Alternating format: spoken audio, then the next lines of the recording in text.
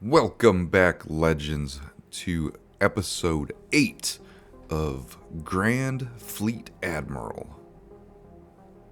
Today we're going to do a very long deep dive into the lore of the entire game.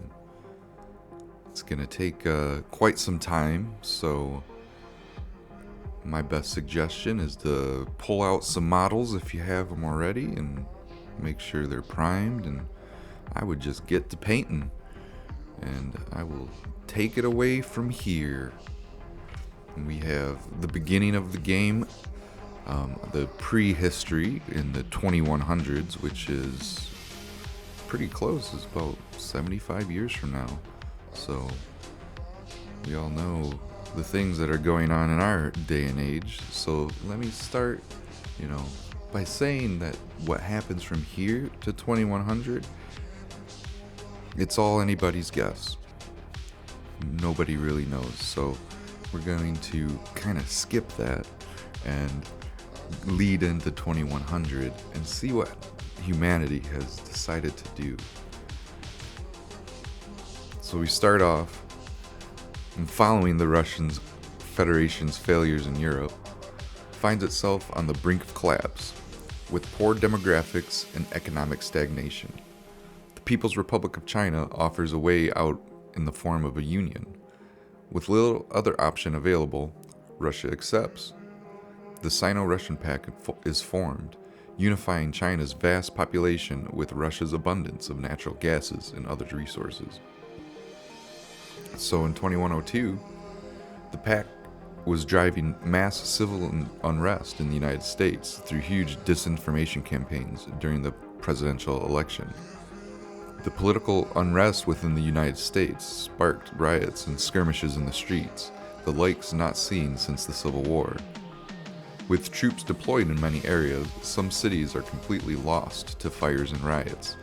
With states unable to act and the president in hiding, factions begin to break away from the government.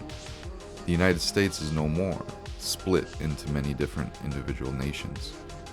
Smaller unions begin to form. Some states remain in anarchy and chaos. With the US and NATO out of the picture, the Pact quickly invades surrounding regions. Many countries are annexed into the Pact, and more fall under their influence. The European Union responds by unifying as a single state.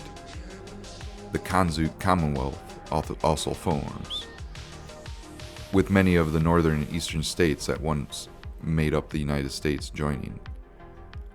With Pact aggressiveness increasing, India draws on its historical ties and aligns itself with the Commonwealth. So if you don't know already, the Khanate Commonwealth is Canada, Australia, New Zealand, and the United Kingdom. Just for anybody that doesn't know that yet. So in 2105, the Sino-Russian Pact takes over as a leading global power with huge influence in the United Nations. With this change, the United Nations gains funding and power and becomes more active in geopolitics. In 2112, lunar and Martian colonies are launched in a drive from the United Nations to expand technological advancement. These colonies struggle, and huge investment is needed to keep them running. Terraforming is tested but deemed too expensive and unfeasible by the scientific community. In 2113, in a breakthrough, Dr. Monica Liebig, a leading European scientist, uncovers the secrets of gene mutation and modification. Her discovery quickly led to field tests of new Mach 1 rapid mutators designed to quickly mutate a baseline human genome to fit the surrounding environment. These rapid mutators would allow colonists to rapidly adapt to their new homes, requiring minimal aid from Earth. Heavy restrictions are applied to the drugs, and new laws are written around the use of them. Many fear that Dr. Liebig has also allowed government leaders to play God through creating new life in different environments. In 2120, with the ability of the rapid mutators, the colonies on Luna and Mars explode in population as thousands of families move to escape poor living conditions on Earth. The Pact also had produced their own rapid mutators, but they were notoriously unstable. In 2122, the UN science ship, UNS Auriga, discovers a large crystal-like object orbiting Mars. Once linked to the ship, the navigation systems lit up with maps and coordinates to different destinations around the galaxy, and the crystal began to glow in a shimmering gold. Up to this point, technology has progressed to where FTL travel was possible, following the introduction of new engine and power technologies, but was never carried out successfully due to the dangers of traveling at such speed. Previously, all ships had been torn apart by single specks of dust during travel. After a few tests with unmanned craft, the UN discovered that this crystal was one of the many nodes around the galaxy, acting as beacons to guide ships. The United Nations took full credit for the nodes and claimed to have manufactured them. Go figure. 2124. With this new node system and the ability of rapid mutators, huge expeditions set off from the system with hundreds of thousands of colonists on board, from both the newly founded Anglo-European Alliance and the Pact, utilizing UN and other corporate ships. This new wave of rapid mutators also had increased fertility benefits to rapidly grow populations within new colonies. Hundreds of colonies would be founded within the next decade, and new materials and resources would be sent back to Earth.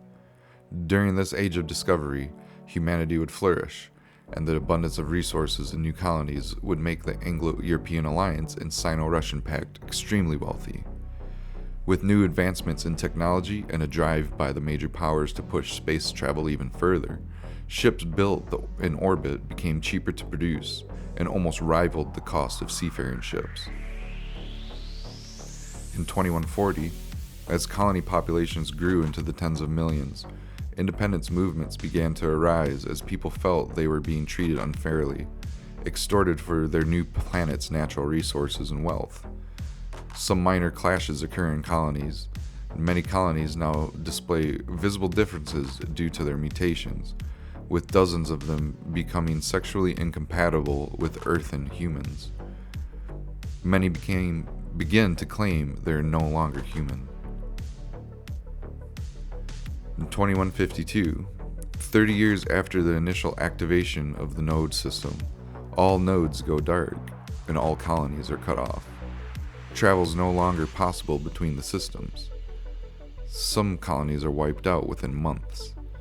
However, many thrive on their new planets. The UN collapses in the turmoil as their organization and assets are divided around the galaxy. Now we arrive in 2352. A whole 200 years have passed. But during a standard testing exercise around Mars, the node suddenly beams back to life. The Martian Confederation is the first to know of this and quickly sends out ships to claim nodes in key systems. The major Earth powers quickly build up their navies and send out ships to reclaim their territories. The colonies they discover are nothing like what they once were. While some are destitute and empty, many of them have thriving new cultures with their own way of life. Half of the minor colonies quickly choose to reunite with their old leaders in an attempt to boost their economies. The remainder refuse and remain self-led. With a population now in the billions, Merath, a wealthy planet led by 12 proud houses, becomes the first major colony to refuse the Anglo-European Alliance. A bitter war begins between the two, with a huge Anglo-European invasion into the Merathian system. With Merath and many other rebellious colonies in ruin, Hundreds of colonies must make the decision to either fall under the influence of Old Urth or to mobilize their populations and industries against them.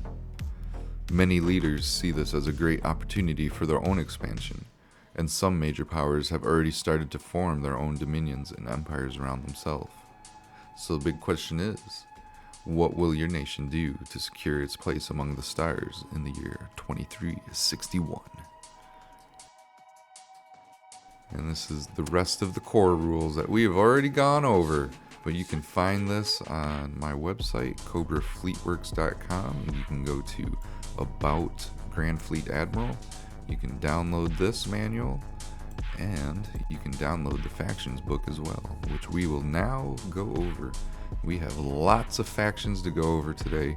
As you can tell, we have Earth powers we're going to go over. We're going to go over minor colonies, the major colonies, and the non-human powers.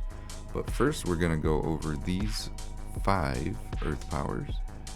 Some of them are more intensive than others.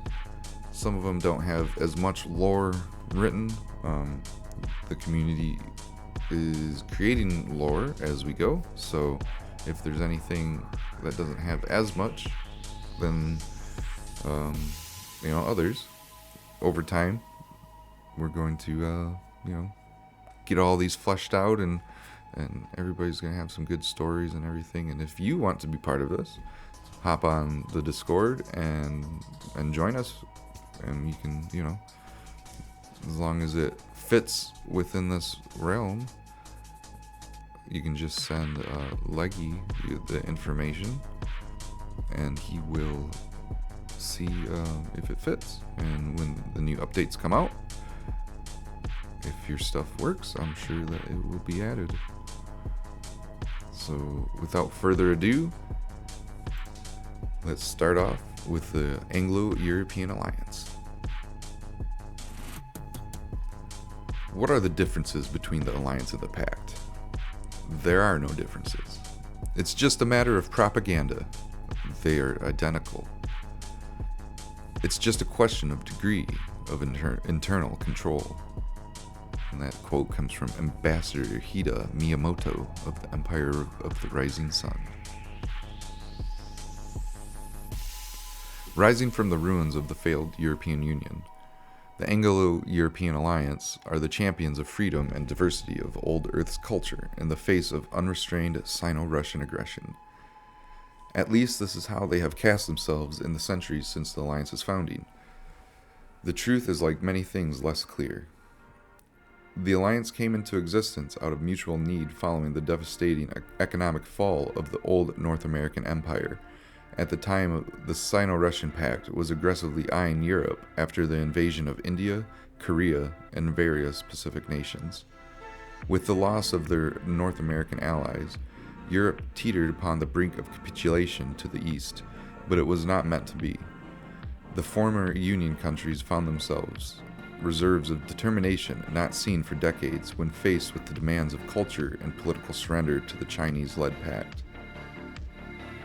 Rising from the ashes, the alliance was founded to ward off pact aggression.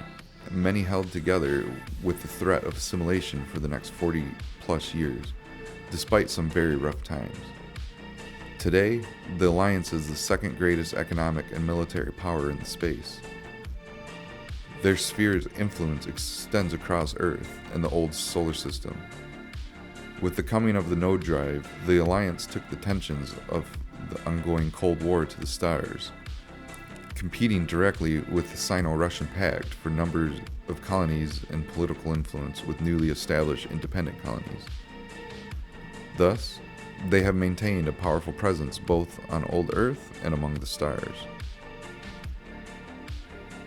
Politically, the alliance was founded as a mutual defense treaty of nations. However, as the decades and centuries passed, the nature of the alliance shifted. What began as a political and military cooperation slowly morphed into a dominant single government, where the member nations continually lost political influence and independent recognition. Despite the solidifying of political power within the alliance itself, deep cultural divides remained. This made for some interesting politics, as various bureaucratically appointed governors could control entire regions with little say-so from the native population. Nonetheless, Alliance maintains the air of democratically elected democracy, though real power is maintained firmly within the bureaucracy. Economically, the Alliance has access to most of the European and Atlantic region of Old Urth. But since the invention of the node drive, they've gained control of portions of Sol's asteroid belt, as well as over a dozen developed colonies and systems that have been settled in the past several hundred years. Unlike the Sino-Russian Pact, they have a decentralized economy, and thus each colony world is largely economically independent. A fact that has served them well over the years, as various systems have occasionally been blockaded by the Pact in bids to wrestle control of colonies away from them. So far, despite the ongoing tensions, open war has been avoided. Militarily, the Anglo-European Alliance is a first-rate space power, built to engage the Pact on equal footing anywhere in space. The Alliance fleet is what most colony worlds think of when they talk about the Alliance. Where the Sino-Russian Pact falls back on long-proven technologies, the Alliance goes for cutting-edge ships. However, they, like the Pact, still largely depend upon kinetic weapons and missiles, which have proven absolutely deadly in airless space. The Alliance fleet has bases across known space, and in recent years skirmishes have been increasingly frequent with other powers as newly established colonies have begun to move off-world to make grabs at what belongs to their neighbors. While genetic manipulation of the human genome has become increasingly popular among the colony worlds since the exodus from Old Urth, within the Alliance such pursuit has been greatly limited. The majority of the nation-states who comprise the Alliance have rejected it since the horrifying failures of the super soldier programs that took place in the days before the node drive. However, while it's true of most, it is not true of all. A group calling themselves the Olympians have been trying to perfect the human body to the highest degree. However, the group's goals are often guided by mythological influence rather than a single view of what outcome is desirable. Thus, their members may sport mermaid tails or bull-like features, wings like the mythical harpy, and so forth. The movement has been remarkably popular among some social influences in recent years. Overall, the Anglo-European Alliance remains what it has always been, an alternative to the power-hungry Supreme Central Committee of the Sino-Russian Pact, one that retains control of significant portions of Old Urth. Their influence has continued to grow as interstellar affairs have quickened, with the Pact making aggressive moves off-world to bring independent colonies under their direct control, forcing many colonies to turn to the Alliance for protection. Yet, while they continue to champion themselves as the bastion of freedom and human culture in the old sphere of Earth, in truth, they remain controlled more by the bureaucracy of the Alliance than by its member states, a fact that has kept many more independently minded colonies at bay from joining the Alliance.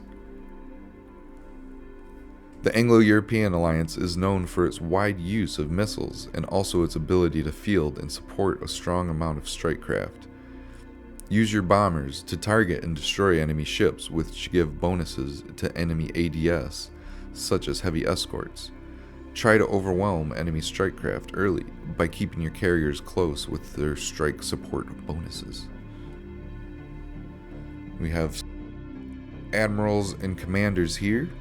They have quite a few. I think there's 6 total that you can choose from. Plus, using the general commander and admiral rules, you can create your own commander as well.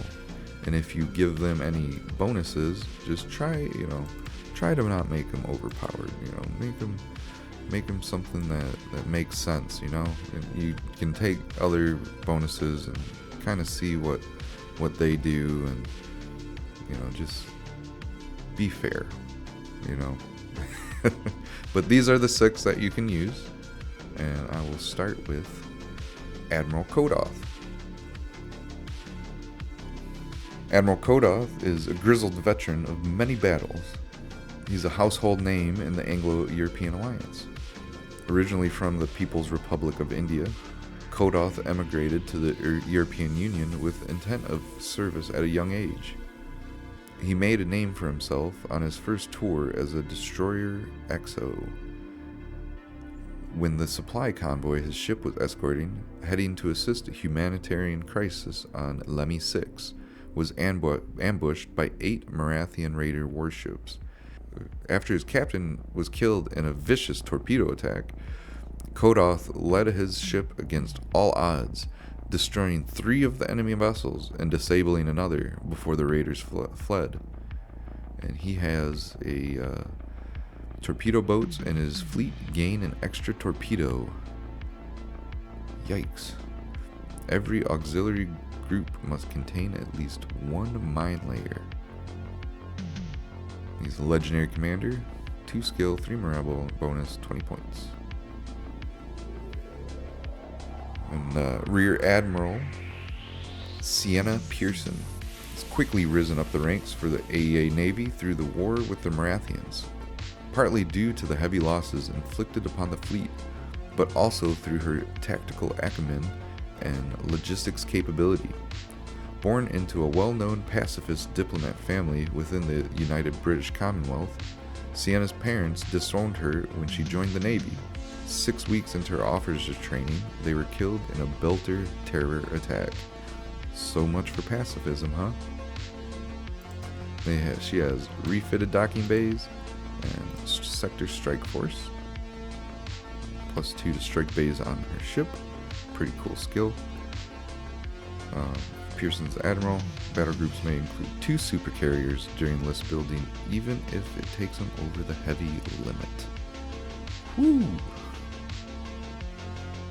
Admiral Inspiring, 20 points, +2 skill, no morale bonus, 10 command capacity. Captain Lindemann.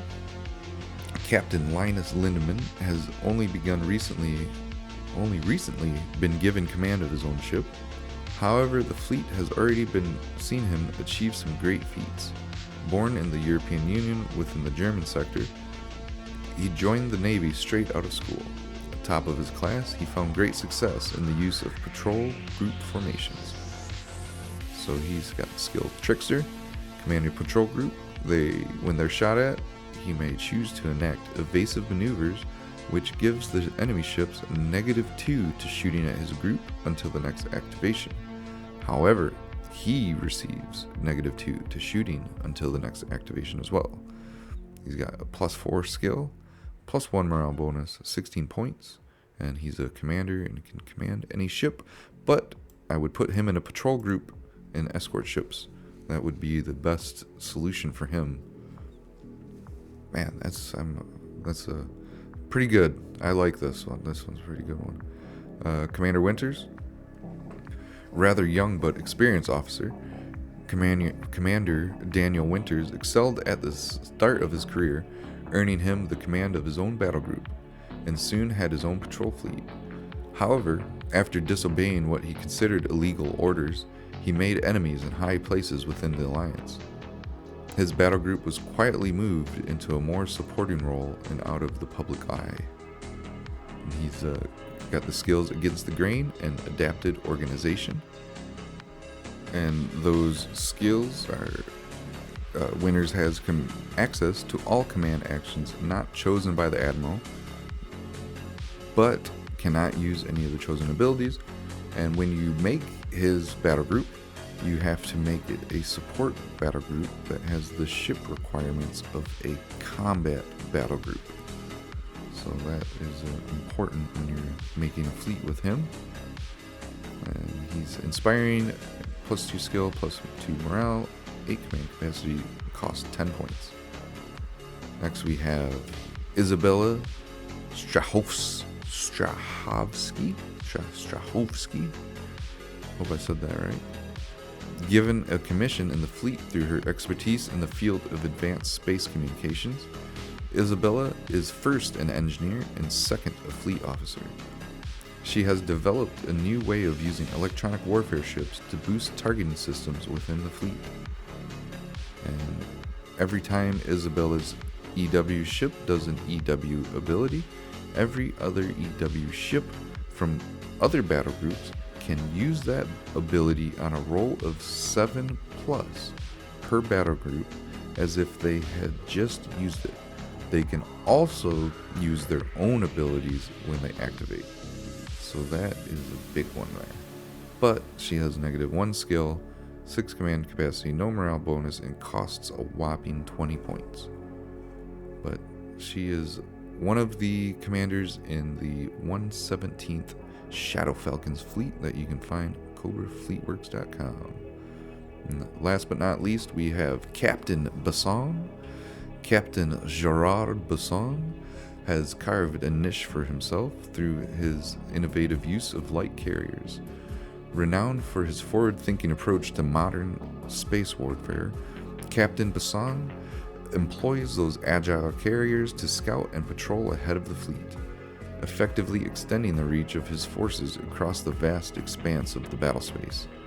His keen understanding of the importance of swift deployment has led him to utilize these carriers not only for reconnaissance, but also as rapid response platforms to deploying troops and strike craft. These light carrier scout tactics, if deployed in the vanguard, light carriers within Basson's battle group gain +1 to their strike support trait. He's a light carrier ship, no skill bonuses, 6 command capacity, costs 10 points. So the AEA has a lot of capital ships. As you can tell, it is pretty intensive. Their largest ship being the super carrier, and then they have the Kodoth flagship, and that's a character ship for our Admiral Kodoth. He has his own flagship. They have a fleet carrier, a carrier, a light carrier, that help all your strike craft, as well as your super carriers. So they're very strike craft oriented. That is for sure.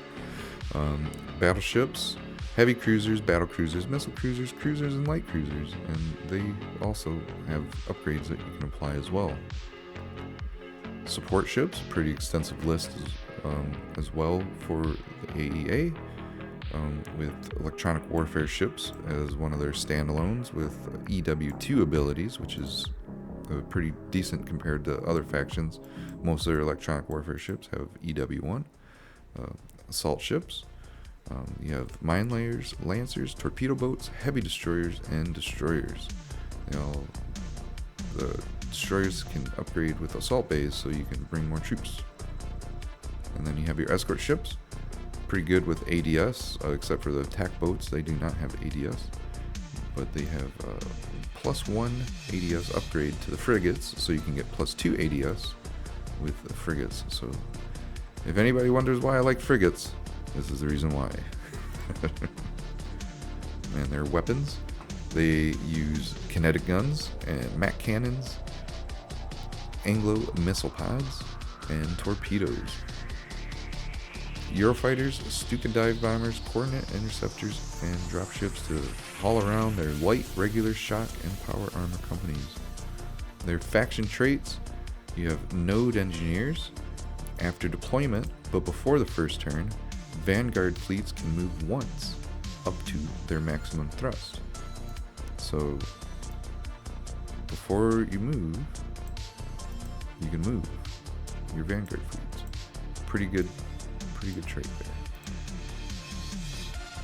Backup shield generators. When a ship is repaired, also gain 1 shield. Countermeasure dispensers. AEA ships have deployable decoys and flares that will attract enemy ordnance. Each battle group completely ignores the very first ordnance hit on them per enemy activation. A good counter to long-range torpedoes. So that's another good one. They have some pretty decent faction traits, that's for sure. This is your basic 1,000 point starter fleet. There's go over this. You can get this also at cobrafleetworks.com. And you have your print list. If you have your printer, you can expand this to 1,500 points. And that includes 2 super carriers. Whew. The inspiring commander. And you have, who's our commander here? Pearson, right here. And she, right here, include 2 super carriers during list building, even if it takes them over the heavy limit. And that is why you can have those 2 super carriers in that expanded portion. So hopefully you can see that now, and that makes a little more sense. Pretty cool. Pretty cool. Alright, so that's the AEA, and we will move on next to Sino-Russian Pact. So now we will talk about the Sino-Russian Pact. It's #1 pact in the entire galaxy. So the Sino-Russian Pact is an utter contradiction, predicated upon the precepts of humanism. It then denies those precepts under the crushing weight of bureaucracy and monolithic indifference. That comes from First Chancellor Leto Xander of the Anglo-European Alliance. The Sino-Russian Pact has the dubious distinction of being the oldest political sphere in known space, its roots going back before the existence of the FTL node drive. While the groundwork for the pact was said to be laid during the long reign of Tsar Vladimir I, the pact did not come into real existence until 2 things happened. The Western American Empire collapsed under its own economic weight, and the Tsar died of extreme age. From the vacuum left by these events emerged a coalition state formed from what used to be the nation of China and the politically divided nation of Russia on Old Urth. The pact quickly became a leading power on Old Urth. The Sino-Russian Pact struggles in those years is too long to recount here, but as the world reshaped itself, the pact rose to be the predominant power of Old Urth. Yet it was not without challengers. In the old world of Earth, the Anglo-European Alliance rose to challenge them militarily in the west, and to the east the Empire of the Rising Sun dawned in the Pacific, bringing economic might and a newborn Pacific Fleet. A cold war of political maneuvering and economic pressure would follow, which would hold Old Urth in tension for nearly the next 50 years, until that tension was given released by the creation of the node drive. Suddenly, the stars came within reach, and various people groups now sought to escape the limits dealt to them by fate and history to start elsewhere. Before anyone really grasped it was happening, the exodus from Earth had begun. Ship construction boomed in just a few short years as colonists and explorers took to the stars. The mix of vessels leaving Earth was beyond description, matched only by the unimaginable diversity of the people themselves. In the face of this pact was its long-range planning commission was utterly unprepared. New thinking was quickly needed, and the pact found it in the person of Zhao Yu, a young commissioner of the People's Space Command who envisioned the pact not simply as an earthbound political unity, but as central political axis around which all of the new colonies would revolve. The pact began to create its own colonies. They were few and insignificant at first. However, unlike the others at the time, they were unified by a central authority, and their aim was not to escape far from Earth, but to hug the wheel. That is, to create expanding circles around Earth to provide the pact with raw resources and an expanding domain of control with Old Urth at its center. This would be the Sino-Russian Pact's driving goal for the next 150 years. Today, the Pact is the largest and most powerful sphere of influence in known space. Built upon the foundation of an all-powerful central governance, they are able to guide and direct to the smallest detail the workings of their own command economy, and to unite that behind the driving political will of the Supreme Central Committee. The government is structured from a top-down approach, starting with the SCC, who decrees descend through the various strata of government to execute the will of the state. Economically, the Pact is a power without equal. They have more colony worlds to draw upon for manpower and resources than any other two factions combined.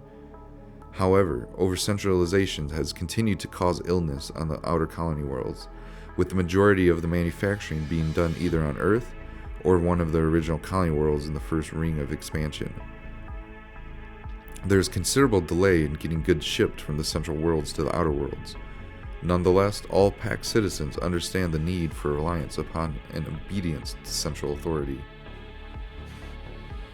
Militarily, the Pact possesses an incredibly powerful war fleet.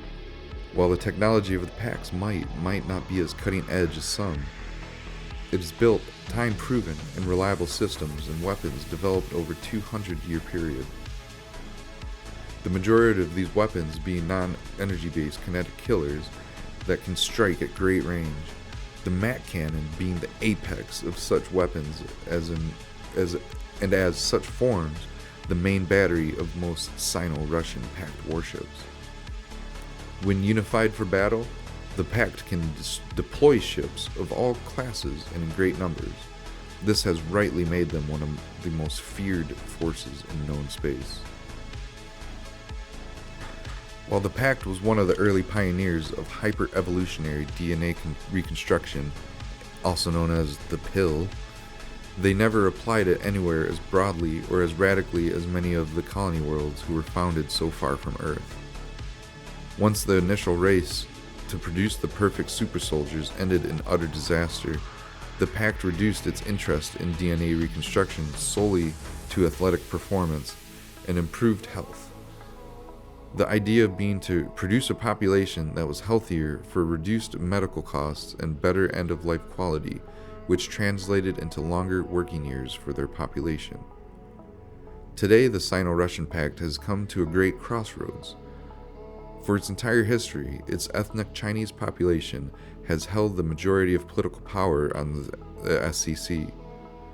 However, a Russian resurgence has been occurring that has been fighting back against the deeply corrupt bureaucracy of the state, which works as much on bribes and behind-doors dealings as it does standardized forms. For the first time in living memory, it's looking like the Russian side of the partnership may be gaining dominance. What this will mean for the long run is unsure.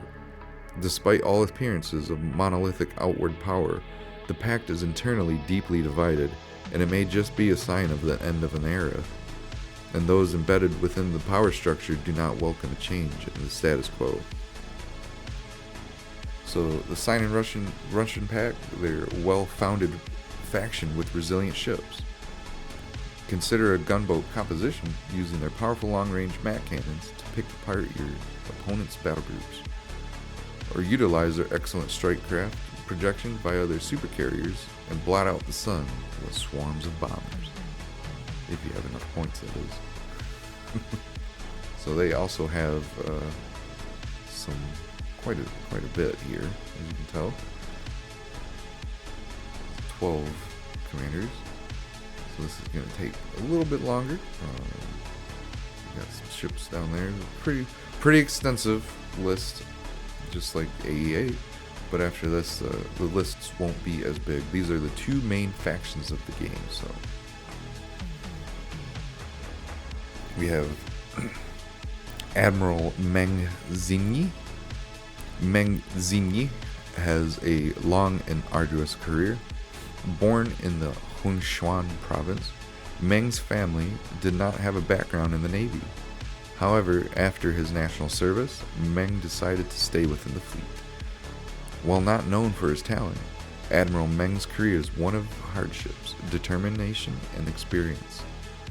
Admiral Meng has become quite the poster boy within the province as of late, after a film was created depicting his life and career. While Meng hates the spotlight, He just sees it as part of his duty to his nation, and tries to stay aboard his ship as much as he can, to the disdain of his wife. Oh boy. I feel you. Admiral Meng leads Admiral Meng leads the famous new Red Dragon Trident, a bombard battle group with 3 of the newest Red Dragon battleships. And his skills, the 3-headed dragon. Admiral Meng must be taken in a bombard battle group with 3 Red Dragon battleships. Escorts can be added. His legendary commander, his ship's the Red Dragon battleship, plus 3 skill, 2 morale, and plus 2 morale, 12 command capacity, 32 points. And boy, oh boy, those 3 battleships would be a problem on the field. So we have Dong Hu, Rear Admiral, the brutally efficient captain and commander. She's known for her past victories, but also from her run-ins with the political elite, which some would say is why she's still a Rear Admiral and not leading the whole Navy. While loved by many, she's respected by all. Her skill in the face of the enemy is unparalleled within the pact. Her skill unmatched. When Rear Admiral Dong Hu is Admiral of the Fleet, add 2 green bit tokens to the bag. These are SRP specific bit tokens and cannot be used by the opposing player. If the opponent draws them, put them aside until the end of the turn, and they must draw again. If the opponent draws them, then put them aside until the end of the turn, and they must draw again. Oh, okay. So okay. So basically, it kind of like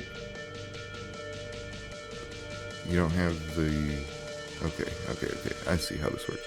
So you have the tokens in the bag, and you take the token out, and they draw it. So they draw it. You put it aside until the end of the turn. And they have to draw again, so they have the possibility to draw your battle group so you can go. So it kind of is like a what do you call it? Icing in American football.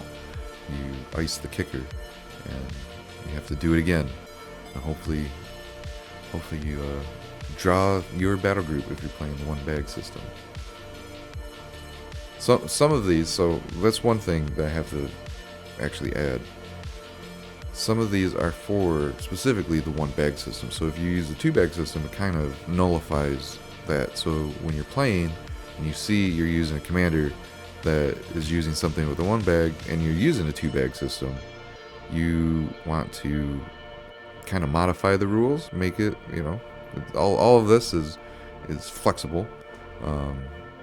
There's no major tournaments or anything yet. So, once we get there, then there will be more solid rules, but until then, it's all these things you can modify them as you wish and pretty much play it to whatever your home rules wind up being, or your table or your shop rules, or whatever. I'm not trying to dictate what you should or should not do, that's for sure, but stay within the rules as a whole, as the core rules as a whole, I could say. But let's continue. We have a Captain Yakovna. There we go. Captain Yakovna. I believe that's how you say it. Rosa Yakovna rose quickly into her position through her excellent coordination of light escorts. Daughter of well-known retired Admiral Grigoriev Yakovna, she was given the best training available to aspiring ship captains in Moscow. While not hugely experienced and yet to break out from under the shadow of her father, Captain Yakovna is a skilled commander and makes great use of the T3 gunboats which came into service the same year she graduated the academy. and she's a gunboat coordination specialist. If the only escorts in Yakovna's battle group are T3 gunboats, then she may take an extra squadron of them for free, even if this takes the battle group over the slot limit for escorts. Wow, that is a big one. You get a whole ship squadron. That's 3 ships for free for 10 points for her command cost. You just don't get any extra skills. Real cool, real cool. So we have Grand Admiral Zakhar Nikolaev, and his story is yet to be revealed. He has indomitable command. You always decide which ship in this battle group is assigned damage first, even for strike craft, assassin systems, etc. Pretty good one. Your fleet's strike bombers still roll to hit even if they are destroyed by ADS. Pretty good one there. Production subsidies. Strike bombers cost -1. I think that means up to 5 during list building.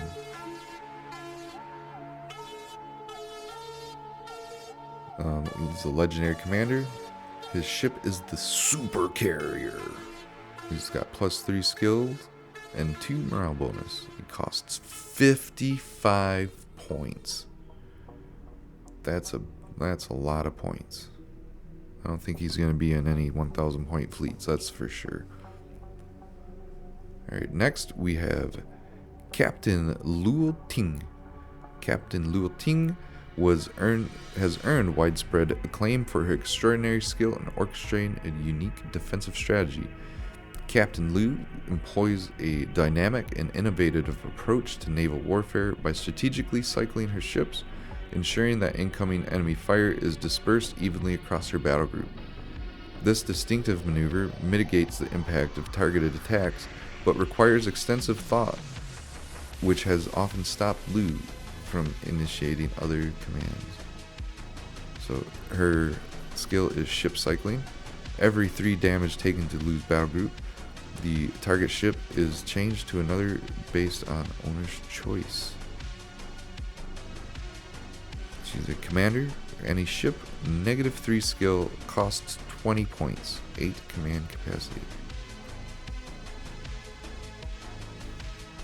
Next we have Captain Z Huang, a young, I don't know if I said that right, but I'm trying my best. I'm not really a Chinese speaker, so I can't really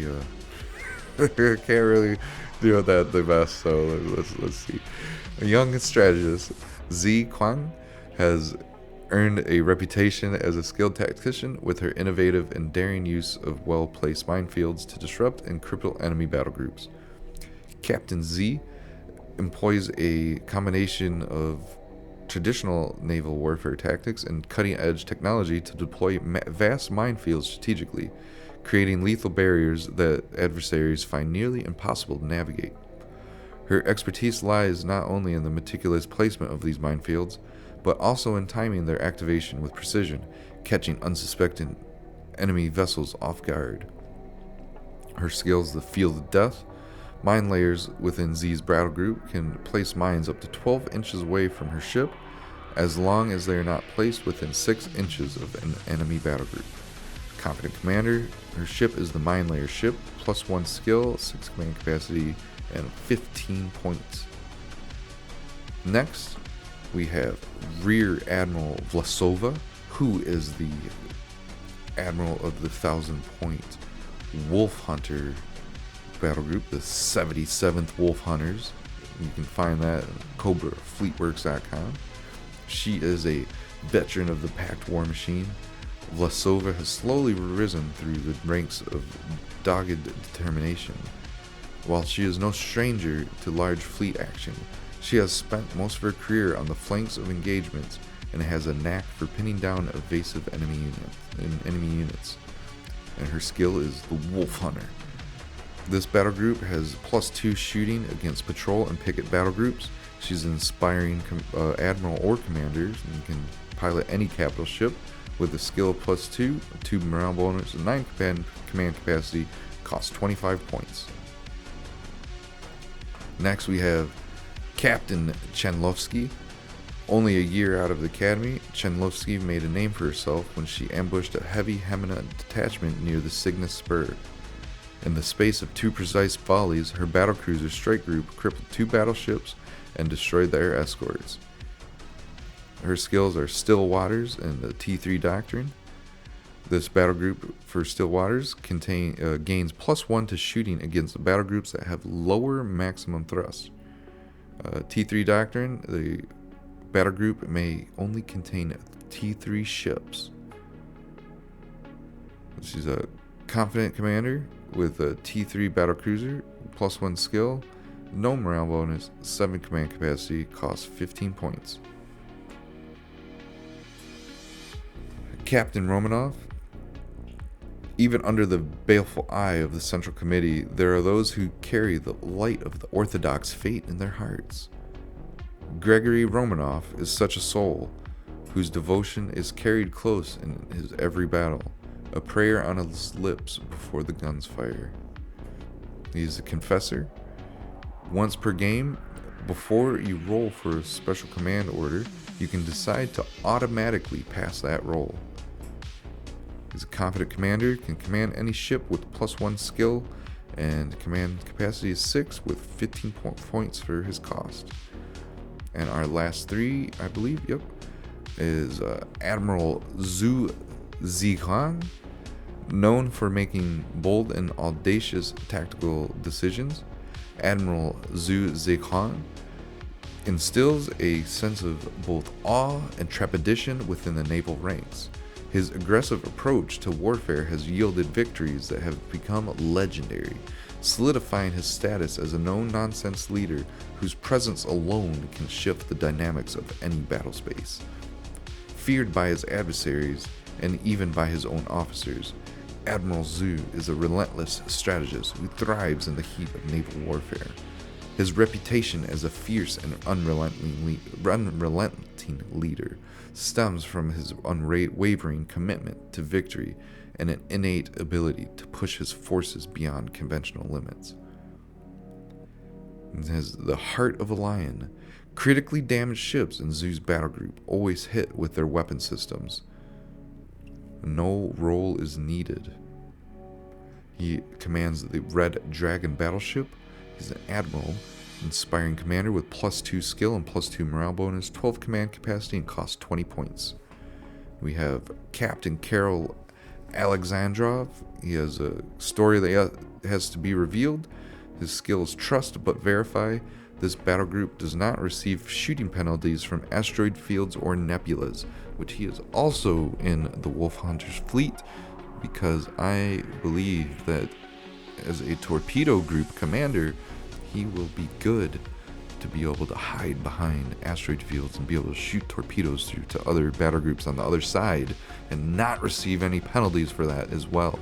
So that is high impact skill that, if used correctly, can absolutely turn the tide of the fight. We have Rear Admiral Solovev. His character also has a story to be revealed. His skill is to hold the line, and escorts in Solovev's battle group get a +1 to hull points. He's a confident commander, +1 skill, 6 command capacity, and costs 20 points. Sino-Russian Pact also has a lot of ships. They are equivalent in against their rivals, the Anglo-European Alliance. They have the carriers, the Red Dragon battleship, which is their flagship, ship that you could do a lot of damage with those 3 super Mac cannons. They have their T3 carriers, which are a little faster. You can field them in a Vanguard fleet if you wish. You have T3 light carriers, super carriers, and carriers for your strike craft deployment groups. You have your battleships, battle cruisers, a T3 battle cruiser, which is a little faster, battle cruiser that you can upgrade to make a little bit faster, a cruiser and a light cruiser that you can upgrade to have assault bays to increase your troop capacity for close quarters combat. Your support ships, they have the T3 electronic warfare frigates, but it only has EW1 abilities. It does have a pretty decent amount of firepower added to it, though. You have a mine layer, a T3 mine layer, which can deploy 2 mines, or 2 clusters of mines, I guess. Torpedo boats, which are a good addition. You have 2 torpedoes, so if you include a bunch of them, you can get a lot of torpedoes in that group. T3 heavy destroyers, 38 points. Also heavy destroyer and a destroyer which has ADS. And then you have your escort ships. Everything has ADS. The frigate again has +1 to ADS, so you can get +2 to ADS on these frigates.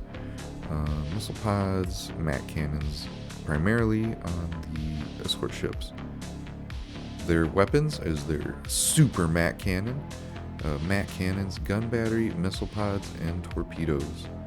They field J-76 fighters, H-30 stealth bombers, Tupolev Tu-205 strike bombers, and MiG-82 interceptors. And they also have dropships to take around their light, regular shot, and power armored companies.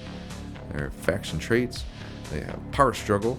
So Russian and Chinese battle group commanders get -1 to their command orders when command ships are within 6 inches of one another. Non-character commanders must be chosen as Russian or Chinese during list building. So make sure the Russian and Chinese commanders are away from each other and you will not have any problems. If you can't tell who's Russian or who's Chinese, just look at the last name. If you got a Rav or a Vev, or as a Rav or a Vev, I'd say you probably got a Russian. If you got a Quang and a Quang and a Ting and a Huao and a Xinyin, you're probably going to be using Chinese. So that kind of explains itself, I guess. But, if you want to go get complicated, you could say, oh, the Chinese person was living in Russia, so technically they're Russian, their family lived in Russia, they have a Russian name. Yeah, I don't know. Just say they're Russian, I guess. And then here we go, they're 1,000-point starter fleet. Also, you can find CobraFleetworks.com, and you got your print list if you got a 3D printer, and expand these to 1,500 points. And legendary commander with the red dragon. And your print list right here for the expanded stuff. And that is good for now for the Sino-Russian Pact. Next, we will talk about Neo-Islam. I will be right back. Alright, we're back, and we are here to talk about the way of Neo-Islam. In the mid-23rd century, after centuries of geopolitical tension, economic disparity, and social unrest, the Muslim world found itself at a pivotal crossroads. The disparate nations of the Islamic world, long fragmented by ideas, post-colonial power struggles, and external influences, began to converge around a unifying vision. This vision, born out of a profound desire to reclaim cultural sovereignty and spiritual identity, was the foundation of a new global and eventually interstellar entity, Neo-Islam. The unification was not merely political, it was a cultural revolution that transcended borders, ignited by a shared commitment to the core principles of Islam. Scholars, leaders, and visionaries from across the Islamic world rallied together to forge a new path forward, one that would honor the diverse traditions within Islam while embracing the technological advancements and challenges of a rapidly expanding human civilization. The Cultural Revolution that sparked the creation of Neo-Islam was driven by a renaissance in Islamic thought, arts, and sciences. Theologians and scientists worked hand in hand to reinterpret Islamic teachings in a way that aligned with the new realities of interstellar life. This included the development of space-compatible halal practices, the design of mosques and prayer spaces aboard ships and colonies, and the adaptation of Sharia law to the complexities of life on distant planets. Millions of Muslims across the Earth and the galaxy were drawn to this revival, inspired by the promise of a state that would protect their religious rights and cultural identity in an increasing secular and homogenized galaxy. This movement transcended national and ethnic boundaries, uniting Muslims from diverse backgrounds under the banner of Neo-Islam. As the movement grew, so did the call for a unified Islamic state that could stand as a beacon of hope and strength in a galaxy dominated by powerful alliances like the Anglo-European Alliance and the Sino-Russian Pact. The official formation of Neo-Islam as a sovereign state was a historic event. Leaders from every Islamic nation on Earth have gathered in Mecca, which they declared the formation of the new state. Neo-Islam encompassed the entirety of the Islamic world, from the Atlantic coast of North Africa to the islands of Southeast Asia.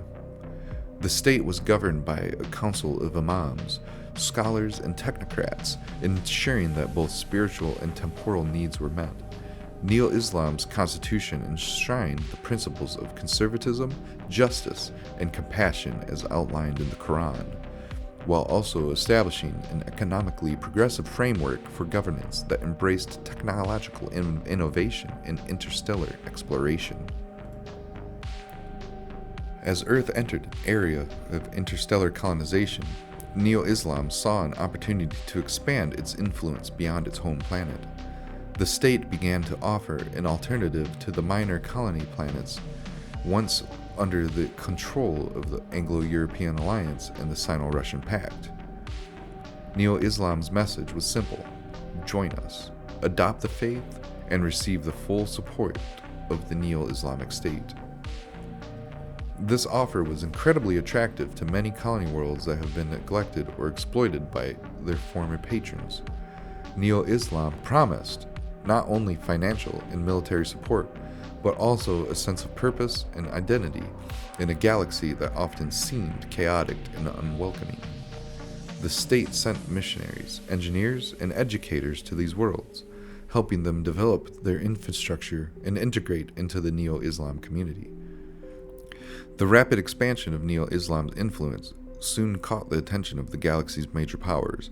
On Earth and across the stars, thousands of citizens from these powers began converting to Neo-Islam, drawn by its message of unity, spiritual fulfillment, and resistance against the oppressive forces of the status quo.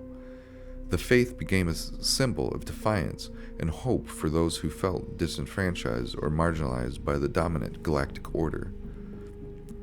Neo-Islam's military forces, comprised of volunteers across the Islamic world, quickly became a formidable presence in the galaxy.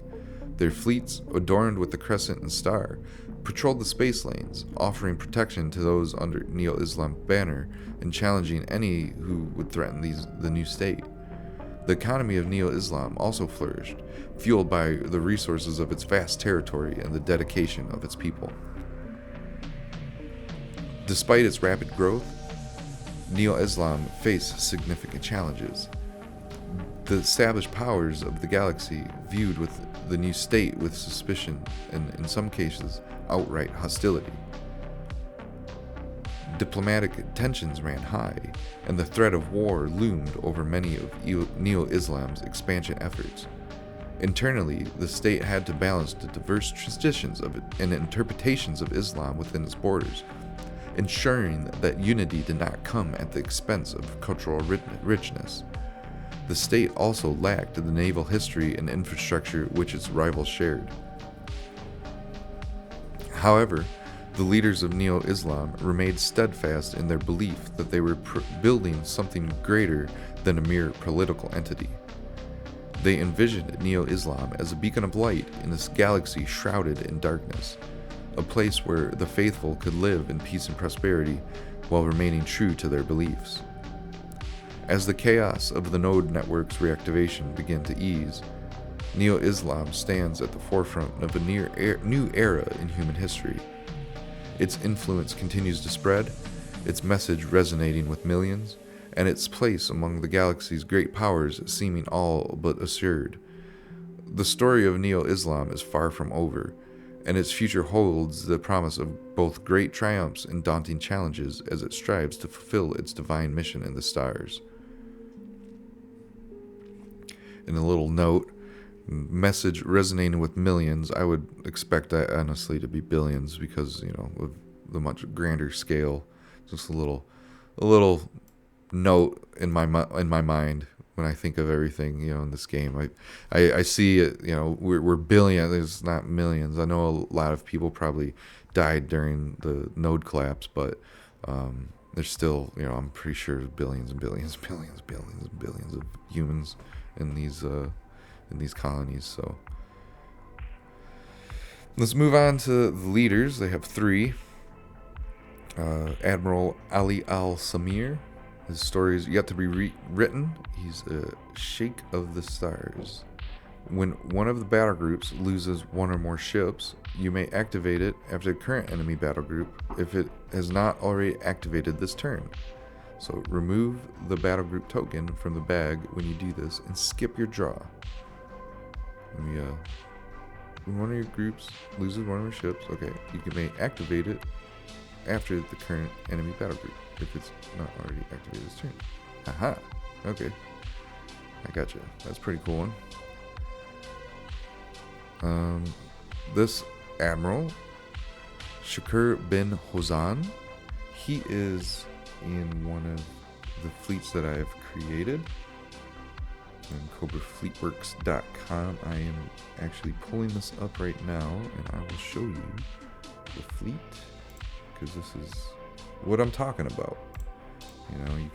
You can make whatever you want as long as it falls within the confines of the rules. And he is the leader of the Al-Mujahideen Al-Falakun. This is the Neo-Islam starter fleet.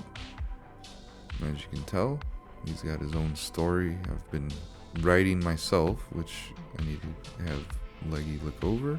Make sure that it falls within the confines of the full lore. But his faction, he has, his skill has Saad ad-Din, which this battle group destroys. When this battle group destroys one or more enemy ships, your nearest friendly battle group gains +1 to shooting against that battle group until the end of the turn. Very nice. The inspiring commander, +2 skill. He can be an admiral or a commander, and his cost is 25 points. And then we have Commander Mufadal Roawala. Mufadal Roawala. I say it like that. The Wrath of Jawaya. Man, these words get me sometimes. Once per activation, you may exchange places of Mufadals and any friendly non-old capital ship within 16 inches. So you may exchange places of Mufadals and any friendly non-old capital ship within 16 inches. You can swap the commander as well. And Mufadal ship gain stealth 5. Interesting. Once per activation, you may exchange places of Mufadals and any friendly... Oh, okay. That's pretty cool. I see kind of how that works. Okay, so in my mind, it's kind of like, subterfuge, I guess. You think that the ship's here, but it's actually here, but now it's here. It's you think it's there, but it's not. And he has stealth 5. So that written the way that I perceive it is per activation. Any friendly old capital ship within 16 inches. So any activation, so if it's every activation, the next activation, the next activation, once per activation. So each turn when you activate it, you may change the places of the ship. That's interesting. Okay. Huh. Yeah, that's needs to be applied in real life for me to really understand it more. It's kind of confusing the way that I see it, but at the same time, I can kind of see how it works. So, per activation, it should probably say per turn maybe after that. I don't know. Just a little note for the future. Any old ship is his ship. He's a confident commander. +2 skill, 6 command capacity, costs 20 points. They have a pretty decent amount of capital ships. Their flagship, a super heavy ship, carrier ship, and a battleship, old dreadnought, old battle cruiser, a cruiser, and a light cruiser. They have a heavy destroyer and a destroyer, and they have a frigate and corvette, both of ADS. And they also have, we'll get to that actually in a second. They have chaff, which is different. It's interesting. They have a pretty interesting ADS type system, but I need to use it in a real game to see how it works. But they use kinetic guns. They also have heavy kinetic guns. They have the 3-bladed warhead, a Scythian warhead, and Kashmir rocket pods. You have Earth-era fighters, torpedo bombers, Hashashin interceptors, and dropships to ferry around their light, regular, and zealot companies. So they're faction traits. When playing as Neo-Islam, the ADS trait only applies as normal when encountering enemy strike craft. It has no effect on enemy ordnance, such as missiles or torpedoes. Your battlegroup commander will have a chaff device, which will show you how many chaff uses you have. This works similar to the ADS trait in that it's the sum total of all chaff traits combined. However, each time you use chaff, the number on the dice is reduced by 1 until you have none left. Each time chaff is used, your group gets a 5+ ADS save. The player chooses if they're going to use it the player chooses if they're going to use it now or when an attack is declared against them by enemy ordnance. Each chaff use only protects you from a single battle group. So if 3 groups target you, you would need to fire 3 chaff to get an ADS save against all of them. Got it. So read that a few times. If you use them, understand chaff before you start playing, because you might really screw yourself over. But they have chaff. Light cruiser has chaff. The escort ships have chaff. Destroyers have ADS 3. And then they also have faith before country. There are still thousands of sailors from different factions who some believe may turn against their old comrades when faced with fighting their own brothers. So -1 to special command order rolls and morale saves for all enemy commanders as sailors second guess their own peers and if they can be trusted when they face the NI. I don't know what NI is. When they face... It's just like humans, I guess, maybe. Because it says it doesn't apply to Gavesh, Ireland, Watchers, Sentient Union, Kavadi, Kaisa Plague, Quintek, Jezrek, or Broken Aurelia, which they're all aliens. Or humans that turned into aliens. So, it sounds like anybody, if they fight other humans, they get -1 to special command rolls. So that's what that sounds like. Okay, so that is Neo-Islam. We are going to pause this now and move on to the next one. We have so many more. I think this is going to take like 5 hours, I think. It's going to take a long time, so just Be patient. I hope you're enjoying this right now. We have a few of these already done. We're going to highlight the ones that are finished so we don't accidentally do them again. Oh, we have 3 done. So next, we're moving on to the Polar League. Alright, here we go with the Polar League. This blue-skinned Marine comes running out from behind a wall. I hear this metal-on-metal sound as the grenade rolled right past me. Then she yelled at me over her shoulder, "Sorry!" Yeah, just like that. Weird thing is, I actually think she meant it. That was a court testimony of a surviving pirate about encountering the Polar League Marine Corps. Humanity has shown a remarkable tenacity to survive and a willingness to adapt themselves to many worlds with unique conditions.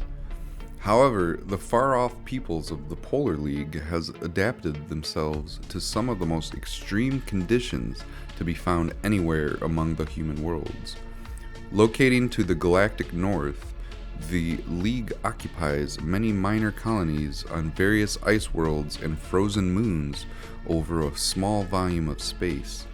It is here they have created a thriving civilization out of an inhospitable frozen wilderness.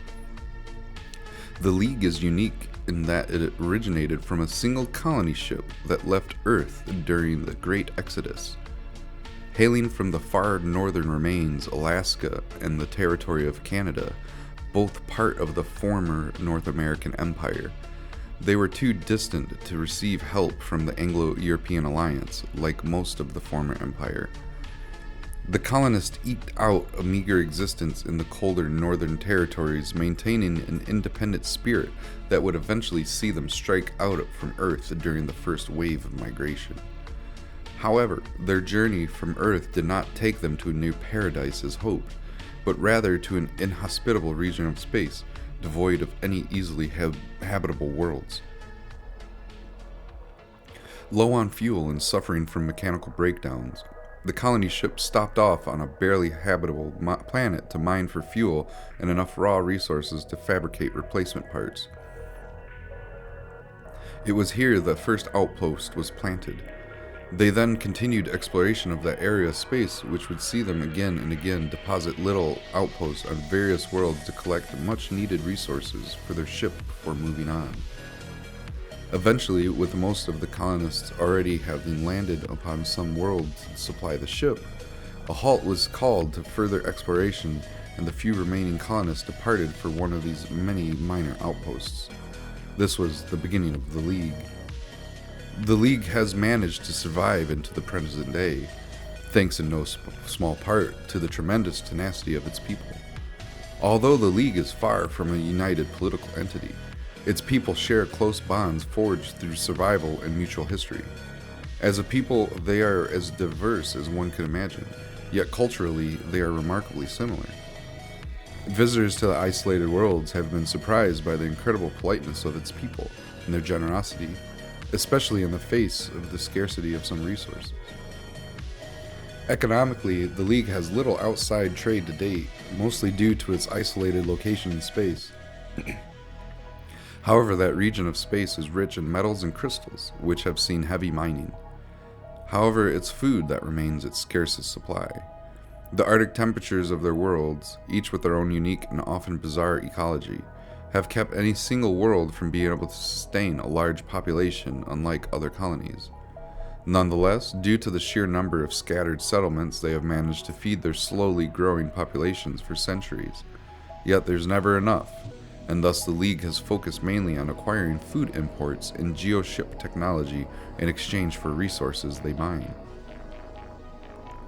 Unlike most colonies, the League never scrapped their original colony ship to support themselves. So from the beginning they have remained a spacefaring community, which given the scattered nature of their people was essential to their survival. However, they built a thriving space presence early on to maintain their extended supply lines and to go visiting, as they are a very sociable people. The League's fleet of ships are quite modern in comparison to many minor colonies. The design of their ships are both reliable and rather beautiful. While most of their ships are directly descended from those in the database of their colony ship, they have developed one unique system of their own, the Heat Blaster. How exactly it works is not well understood, but unlike most energy weapons which simply impact the target, the Heat Blaster transfers energy throughout the target, rapidly frying a ship's crew where they stand. A terrifying weapon for people who embrace a cold existence. Smaller vessels have much to fear for this weapon, which can kill a small crew without destroying the ship completely. Genetically, this league started out with the same rapid mutator pills supplied to most colonies from this era. However, due to their diverse populations and equally the diverse local environments, the results have been a population with over a dozen genetic heritages. There is only one single trait shared among the League, a high tolerance for the cold. Beyond that, their genetic diversity is staggering. Some have icy blue skin, the result of a combination of genetics and technological use of anti-freeze blood treatments. Others have grown massive in body with thick hair and blubber to insulate the cold. Still, others have horns and hooves. Yet, despite this, intermarriage is still possible among many of the worlds of the League, though not at all. Today, the League continues to expand their borders in search of more resources and suitable farming land. Their military is significantly larger than many minor colonies simply due to the amount of territory they have to protect. Though they have to date not been involved in any major conflicts, piracy has been an ever-increasing problem as other colonies have taken to theft to make up for their financial and technological shortfalls. However, some analysts believe that the League may very shortly pass minor colony status and become a major player if they can only secure a large enough food source, allowing a population explosion. So they still originate, some of them on Earth. So we have, I think, six Polar League commanders. We have Admiral Ruth Scott, and she leads the Polar League's defense fleet stationed around the Sol system. They act as a strike fleet, able to travel out of the system on missions. And her skills are target allocation, which her battle group can only target a single enemy battle group per activation and cannot split fire. Touch of Frost, enemy battle groups shot at by Admiral Scott's battle group can only use 2 thrust on their next activation. So that's pretty cool when you slow down the enemy battle groups there. 12 command capacity plus 3 skill. She's Admiral with 35 points. Costs 35 points. Next we have Rear Admiral Lee. He's a hardened polar warrior and is known for his epic duel with a Merathian raider warlord above his flagship bridge. After he slain the warlord, the raiders retreated the battle space, ensuring the colony's safety. And he has a Blizzard Field Projector. Once per activation, Lee's battle group can choose an enemy battle group to get -1 to hit when shooting at Lee's battle group until the end of the next activation. So inspiring commander, admiral or commander, you can fly any ship, +2 skill, +1 morale bonus, 8 command capacity for a cost of 20 points. Next we have Captain Wren McCain, and she's a chief engineer who has given her own command after the Admiralty saw how capable she was leading her own battle group after her captain was killed in battle. She specializes in electronic warfare. So the skills she has is electronic warfare fitting and heavy duty equipment, and her ship gains electronic warfare 4, and that's the Grand Cruiser. The heavy duty equipment, her ships are fitted with electronic warfare and sensor equipment which heat up their hulls, so she cannot use all power to shields command action. So confident commander, her ship is a Grand Cruiser, +2 skill, 8 command capacity with a cost of 25 points. So next we have Captain Hayden Aceron. Captain Aceron converts the hulls of his light carriers into full-blown carriers at the expense of all weapons. While many don't see the feasibility in this tactic, Aceron has been able to overwhelm his enemy in battle and has filled the gap in the Polar League fleet where strike craft were often missing. And his skill is Converted Decks. Light carriers gain +6 strike bays, +1 assault bay, and launch +1, but they lose all weapons. And he has 6 command capacity, no skill bonus, no morale bonus, and costs 8, and can only fly on a light carrier. Next we have Captain Jean Harper. His characters needs the story in the future. His skills are Frost Slingers and Veteran Droppers. Assault frigates in this battle group gain the Catapults trait. Drop ships in this battle group may only board ships. And they have CQB companies in this battle group cost 2 points less during list building. That's pretty handy if you want to field more power armor if they have it. Let me see. Looks like they do, yes. And last but not least, we have Captain Frances Abbott, and her story is yet to be revealed as well. Her trait is Synchronous Operations. When this battle group fires on an enemy battle group that is being boarded by one or more of your CQB companies, its weapon systems gain the Shield Penetrating trait, and all biological trait values are tripled. Whew.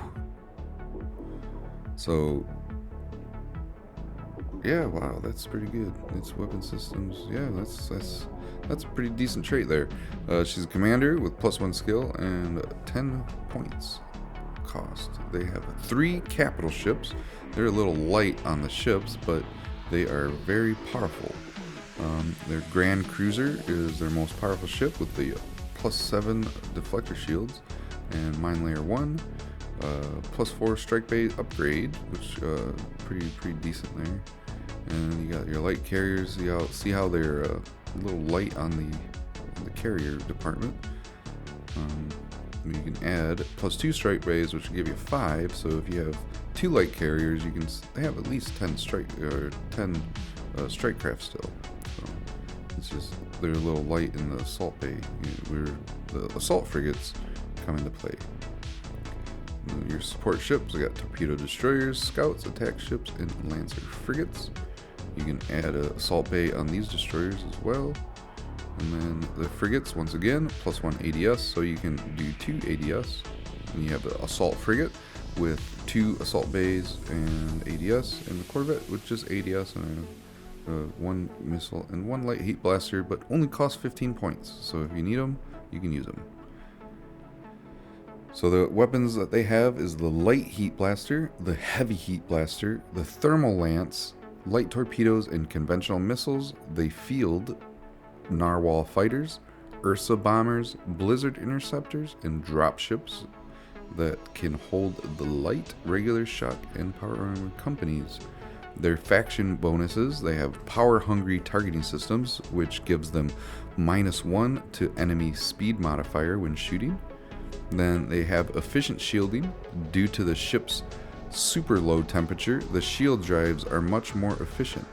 +1 to shields recovered when using an all power to shield special order. And then you have frozen systems. Enemy ships which have Polar League CQB companies on board cannot use more than 2 thrust to move per activation. Pretty cool. So that's Polar League. Next, we are going to check them off of the list. Here we go. Polar League. And we are moving on to the Pirates. And we will have all the Earth powers done, and we will move on to Major Colonies next. Alright, so our Pirates, obviously, they're pirates. So or let your imagination run wild with that about what they do. I'm sure you can come to a good conclusion. But we have 3 distinctive pirate commanders, which I like this faction because you can also make other pirates. So you don't necessarily have to use these three, you can make your pirates as well. But we're going to start off with Charles Montag. He flies the Flytrap, but there's no 3D model that currently exists for the Flytrap yet. So you're going to have to figure something out about that. I'm really looking forward to this ship because I want to make his... I want to make a 1,000, a 1,500, and a 2,000 point fleet for Charles Montag, but I'm just waiting for the Flytrap to come out, and it will. You just gotta be patient. So we have the pirate Charles Montag is known by many names: the Black Buddha, the Scourge of the Eastern Reaches, the Admiral of the Serene Repossessors. Regardless of what they call him, there is an agreement that Montag is a cunning trickster who has captured dozens of prizes in his pervasive career. His current flagship is the Flytrap, a captured Hissan battleship that has been custom rigged with pirate tech EMP wheeled webs that can slow even mighty dreadnoughts to a crawl. His skills are a prized hunter and heavy armaments. Once per turn, you may target any ship within activation range. That ship's max thrust is reduced to 0 until the end of its next activation. The Flytrap uses heavy fusion ballistas that are side-facing in place of radiation beams for the heavy armaments. Flies the Flytrap, has +3, 35 points. Next, we have the one and only Vivian Scarlet Thrace, which you can pick up her fleet over at CobraFleetworks.com. She is the daughter of a Sino-Russian magnate. Thrace has used her inside knowledge of the Pact to become a thorn in their side. She's earned the nickname Scarlet for the blood-red scarf she wears into battle and the trail of wrecks she leaves in her wake. Her skills is Old Money and New Blood. And Thrace may take Sino-Russian ships in her battle group at a 10% point discount. They do not count towards the captured vessel's limit. And she also has New Blood, which is gain +1 to hit or +2 range when firing on an enemy battle group that has not activated yet in the current turn. And she's Inspiring 3 Commander. She can command any ship with +2 skill and +1 morale, 6 command capacity, and costs 20 points. Next we have Sebastian Proudmoore. Once an administrator of a small colony near Merathia, Proudmoore took to the stars after his family was killed in a raid by an Anglo-European squadron. He has hunted for those responsible ever since, reaving his way across the galaxy. And his skill is Vengeful Father, and add 4 black bits to the bag when this battle group is deployed. The first time you draw 1 each turn, immediately activate this battle group, even if it has already been activated this turn, and permanently remove the bit from the bag. If your opponent draws a black bit, there's no effect and they draw again.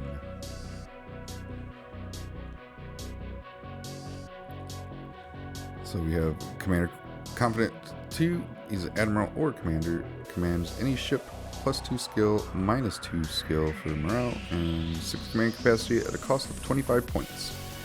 And pirate ships basically can use any ship if you use the captured vessels limit, which is down here. We'll go over that in a few.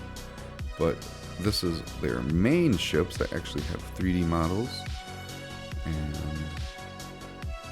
you have, 5 capital ships, which the Flytrap, which doesn't quite exist yet, that has 87 points. And the character, which is Charles Montag. And you got the Behemoth, which is the flagship for Vivian Scarlet Thrace in her starter fleet. And then you have the Tanker, the Dominator, and the Brawler. The Brawler is really the only thing that holds a strike craft. Yeah, they don't really have much for strikecraft unless you have a captured ship that is like because you have escort and support ships, because you cannot field captured capital ships. That's the kicker. You can field any support and escort ship, but you cannot field any capital ships. You have to field these capital ships: Flytrap, Behemoth, Tanker, Dominator, or Brawler. Let's see. So support ships, you have the torpedo boat, the raider, the lobber, and the scowler. And your lobber can be your mine layer, and then your escort ships all have ADS, and the scavs are in a squadron, and the patrollers are in a squadron. The shank is by itself, but it does have an assault bay. So the assault bays, that's the one good thing about the pirates, is they have lots of them. So you can build a fleet accordingly, but Vivian's fleet doesn't have as many assault bays because she has the Sino ships, and the Sino ships are a little more expensive, so she's more about the actually destroying another fleet, not necessarily capturing stuff. She's a salvager. She likes salvaging those wrecks. But they typically, on their actual pirate ships, they have the heavy fusion ballista, radiation beams, commercial coil guns, jury-rig missiles, and crude torpedoes.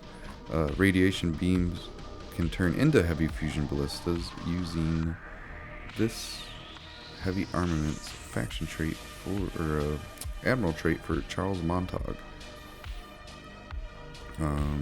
The strike craft, there's pirate fighters, pirate rig bombers, and dropships. They do not have models, these two, so I just use a different faction's ship, like fighters or bombers. I use those as the tokens for their strike craft for her fleet, for Scarlet's fleet, and the dropships can carry the light, regular, or power armor companies. And the pirates faction traits, you have a broken command structure. When a full battle group is destroyed or routed, all other friendly battle groups must roll a d10. On a roll of 1, the battle group skips its next activation, as the ship's captains argue amongst each other about their course of action. This does not affect your admiral's battle group. So captured vessels, up to 20% of the fleet's points may be spent on escort and support ships from other factions. These ships gain +1 hull points, but also gain sluggish, as their pirates add their own cargo and armor to the ships. No electronic warfare ships may be taken in this manner. So remember that, you cannot take electronic warfare ships if they are any support ships or escort ships. So they also have ship capturers. When a ship is successfully boarded by companies from this faction, the ship becomes part of the nearest friendly battle group and is now under your control. So they don't explode. You actually control them. Crew number is the number of CQB companies on board at the time, and you remove those companies from play. So it's good, if you want to have a raiding fleet, you just stack them up with regular companies or light companies even, and put them in all these, like the brawlers, the behemoth, the scowler, the lobber, the raider, the shank. Put those in your fleet, and next thing you know, you have a terrifying thing for people to deal with. And we got untrained raiders and thugs. Pirates are not used to large fleet engagements, and thus cannot field battle groups larger than 8 ships. And then every man for himself is -1 to all morale rolls. And cunning mind, what kind of person does it take to bring together such a fleet without the use of a state to supply personnel and funding? +2 to admiral skill. So that is the pirates. They're a very interesting faction, that is for sure. I enjoyed playing against them, and I'm sure I will play against them many times to come in the future. Alright, now we have major colonies, and the first major colony we have is the Empire of the Rising Sun. A truly brave man is ever serene. He is never taken by surprise. Nothing ruffles the equanimity of his spirit. In the heat of battle, he remains cool. During catastrophes, he keeps level his mind. Earthquakes do not shake him. He laughs at storms. We admire him as a truly great, who, in the menacing presence of danger or death, retains his self-possession, who, for instance, can compose a poem under impending peril or hum a strain in the face of death. Each indulgence betraying no tremor in the writing or in the voice is taken as an infallible index of a large nature, of what we call a capacious mind, which, far from being pressed or crowded, has always room for something more. And that's a quote from Inozo Nitobi Bushido, The Soul of Japan.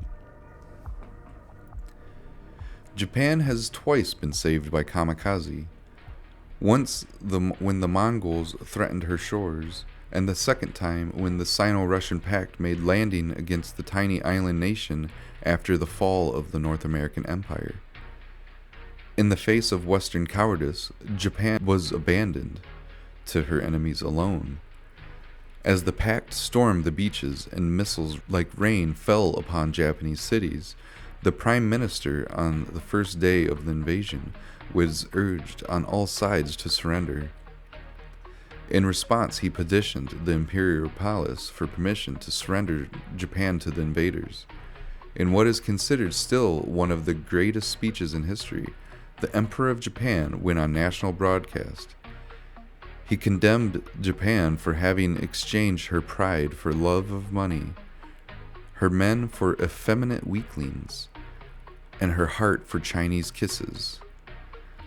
Then, to the utter shock of the world, he committed seppuku before the nation, his face not once changing from a look of utter serenity. Before the sunset on that awful day, on a Category 5 super typhoon formed south of Japan and swept into the Sea of Japan, destroying everything in its path, including the Pact's invasion fleet. With the invasion so miraculously stopped, the combined military power of the handful of remaining North American ships and the Japanese SDF annihilated the remaining Pact forces in a running night battle known as the Night of Wind and Flame. When the next morning dawned, a flag unseen in generations flew over the Imperial Palace, soon to be flying from every pole in the country, the Rising Sun. The Empire of the Rising Sun is the third and final major power of Old Urth. Cantered upon the small islands of Japan, it rose to encompass most of the Pacific. When the node drive was developed, the empire had its share of colonists escaping Old Urth, but it too began planting colony worlds among the stars. Though its population was much smaller than those of Anglo-European Alliance and the Sino-Russian Pact, it was in some ways more successful in its choice of colony worlds. Today they have almost a dozen colonies whose development exceeds that of the old Japanese Isles. The majority of the empire's power is now derived from its colonies. Economically, the empire is a colonial powerhouse. Though it possesses fewer colonies and protectorates than other star nations, the empire's colonies are among the most prosperous to be found anywhere. What's more, they have been some of the first to establish trade with other colonies and have maintained advantages in trade as more and more trade routes have been opened. The empire is no longer dependent upon Old Urth, but Japan, while no longer the economic and governmental center of the empire, it has become the spiritual center. It is here that Bushido has taken deepest root, and the ancient lands and castles, though emulated throughout the colonies, are most revered. The governance of the empire is directly under the Empress. No longer a simple figurehead as in previous centuries, she maintains direct control of every aspect of the empire. This has been possible through the dispersion of authority through local magistrates and the military bureaucracy. By decentralizing decision-making power but maintaining the possibility of imperial override, the Empress has managed to govern the empire with considerable efficiency. The Empire of the Rising Sun has survived through the centuries by the power of its navy. When they went to the stars, this mentality was taken with them. They were one of the earliest nations to build warships in space. This makes them one of the most experienced militaries in known space, with ships in all classes and many stations and support facilities across their colony worlds. The Imperial Space Navy is the sword that protects the colonies and trade routes that are at the heart of the Empire. While many of their ships are older designs and undergunned by comparison to newer ships, they can field them in great numbers and to telling effect. However, it is the Imperial Fuso class battleship which is to truly be feared in space, for it possesses more firepower than any other ship known. Were this not enough, the ISN has deployed its third-generation starfighter, the Cosmic Zero, which is only equaled by the Anglo-European Alliance's Starfighter and exceeds all other known designs. Like most of the star nations who still call Old Urth their home, the Empire has a tremendous reluctance to engage in genetic engineering because of the horrors of the early super soldier programs. However, this is taken even further because of the Japanese belief in their own natural superiority. Thus, they take great pains to maintain exhaustive genetic records to maintain the purity of their people. However, this does not mean all genetic tampering is off the table. It is rumored that the dreaded Imperial Koga has agents who can shapeshift and even mimicking someone down to even the DNA. The Empire of the Rising Sun might rank third in power of the Earth nations, but their impact in space is considerable. Several minor colonies have already expanded their trade agreements into defense treaties, and the political influence is easily recognized among surrounding star nations. In skirmishes along their border, they've repelled pirates and false flag operations aplenty. Their navy is feared and respected equally. The teachings of Bushido guides its sailors through these difficult times. The Empire may now rightly boast that the light of the sun in some system is always rising on the Empire. We have, I think, 9 commanders here. Start off with Vice Admiral Kumo Akagi Kirigaya, which he is a commander in the Japanese, or the Imperial Fleet. Let's go here to starter fleets, and right there, the Akai Tatsu Carrier Battle Group, Empire of the Rising Sun starter fleet. So he is the commander for this fleet, right here. Yes, and also White Tiger Takeda Anno. She also is in this fleet as well, as you can see right here.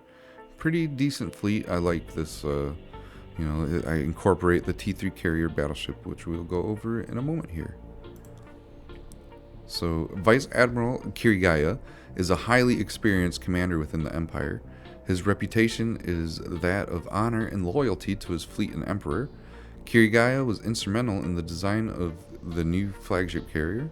His ingenuity brought about the concept of the new advanced catapult system through retrofitting spinal cannon designs.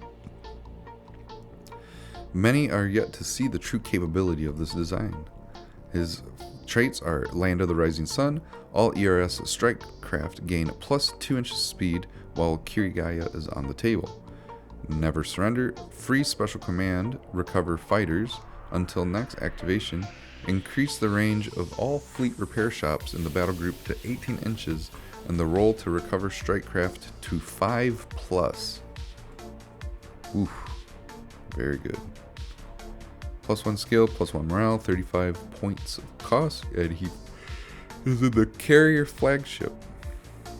which is the T3 carrier flagship, which is this monster right here. And we have the Tanaka twins. Tanaka twins are famous within the Empire as they are two youngest children of the Emperor.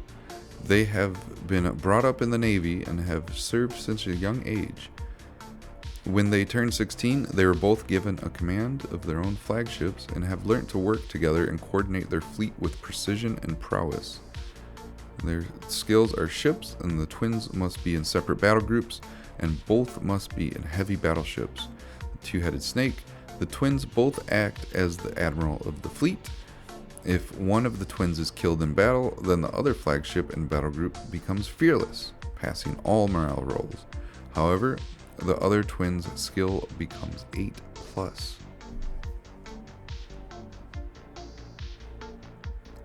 So next, they're driving, they're commanding the heavy battleships.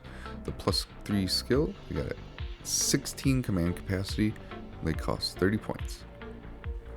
You have Vice Admiral Kirito Toso Katsumi. Vice Admiral Katsumi has a shining career in the ERS Navy. He has aided the design and construction of many of the key vessels within the fleet, and currently is working on Dorogan project, where he aims to create a hybrid battleship carrier. Until the completion of this ship, he leads an experienced battle group who make use of their expert torpedo loading teams. This allows Katsumi to follow torpedo shots with secondary volleys, adjusting for enemy movement. His traits are volley fire, and he also has a special order called Dragon's Breath. In volley fire, the torpedoes in Katsumi's battle group can re-roll missed torpedo shots.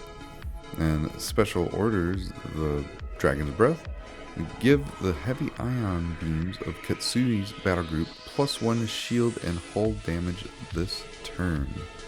That's only if you succeed in the special command. Admiral or commander can pilot any ship, no bonuses other than 12 command capacity, and he has 20 points. So next we have Commander Shinkai Yoshiku.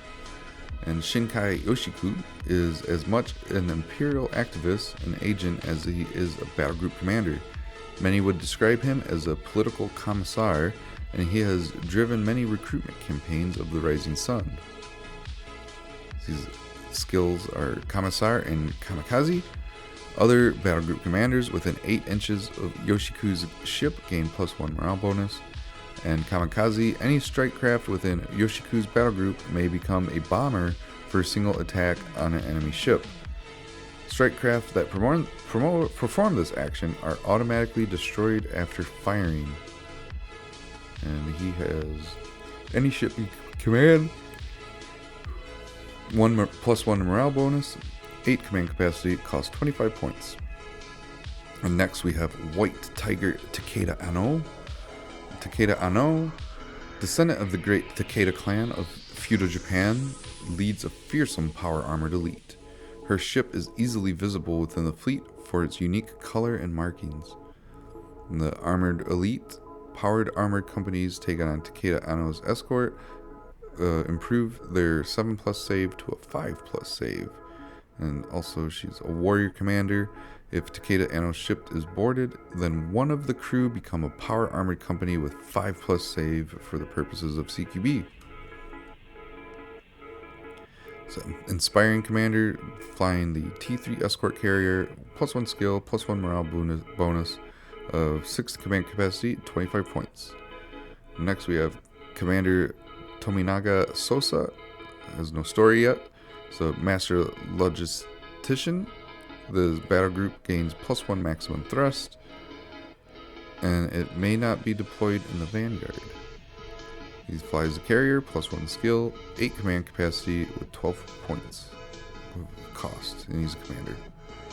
And then we have Vice Admiral Tazawa Jinai, and his story is not revealed as well. The shield stripper, and this battle group's missile pods have +1 shield damage and -1 hull damage. So he is +2 skill, +1 morale bonus, can drive any ship or command any ship. He's rank Admiral or Commander, and 12 command capacity with 18 points of cost. Commander Tamura Emi also has a story is yet to be revealed. Part of the Flagstaff, and Ermi may be taken in the same battle group as your Admiral. Add her stats to your Admiral stats. This battle group may perform 2 command actions per activation. So she's loyal, so if your Admiral is killed, she is killed as well. Loyal to the end. +1 skill, commands any ship, just a commander with 8 command capacity and 15 points of cost. And then last but not least, we have Commander Umizawa Hako. A childhood friend of the Empress, Hako's prowess on the battlefield has dispelled any rumor that she attained her position through her connections to the Imperial family.